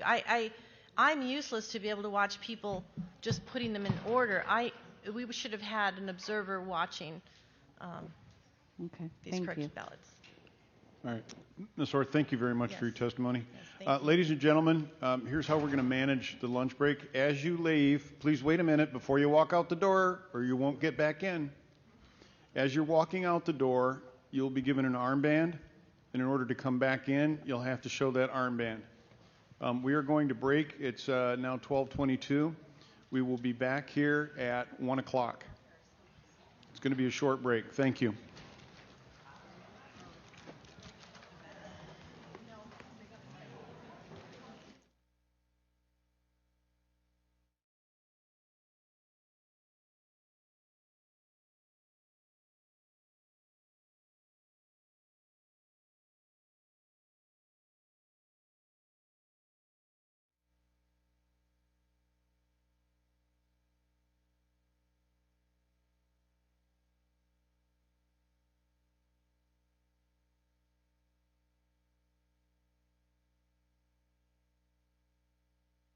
Which mail-in ballots were rejected was 0.2%. Now think of it. In this election, you have had more mail-in ballots than in any other election in the history of the country. It's a logistical nightmare. All right, everybody. We're going to take advantage of this short break ourselves to go get some lunch. We will be back at 3 o'clock Eastern. The top of the hour. We'll see you back here.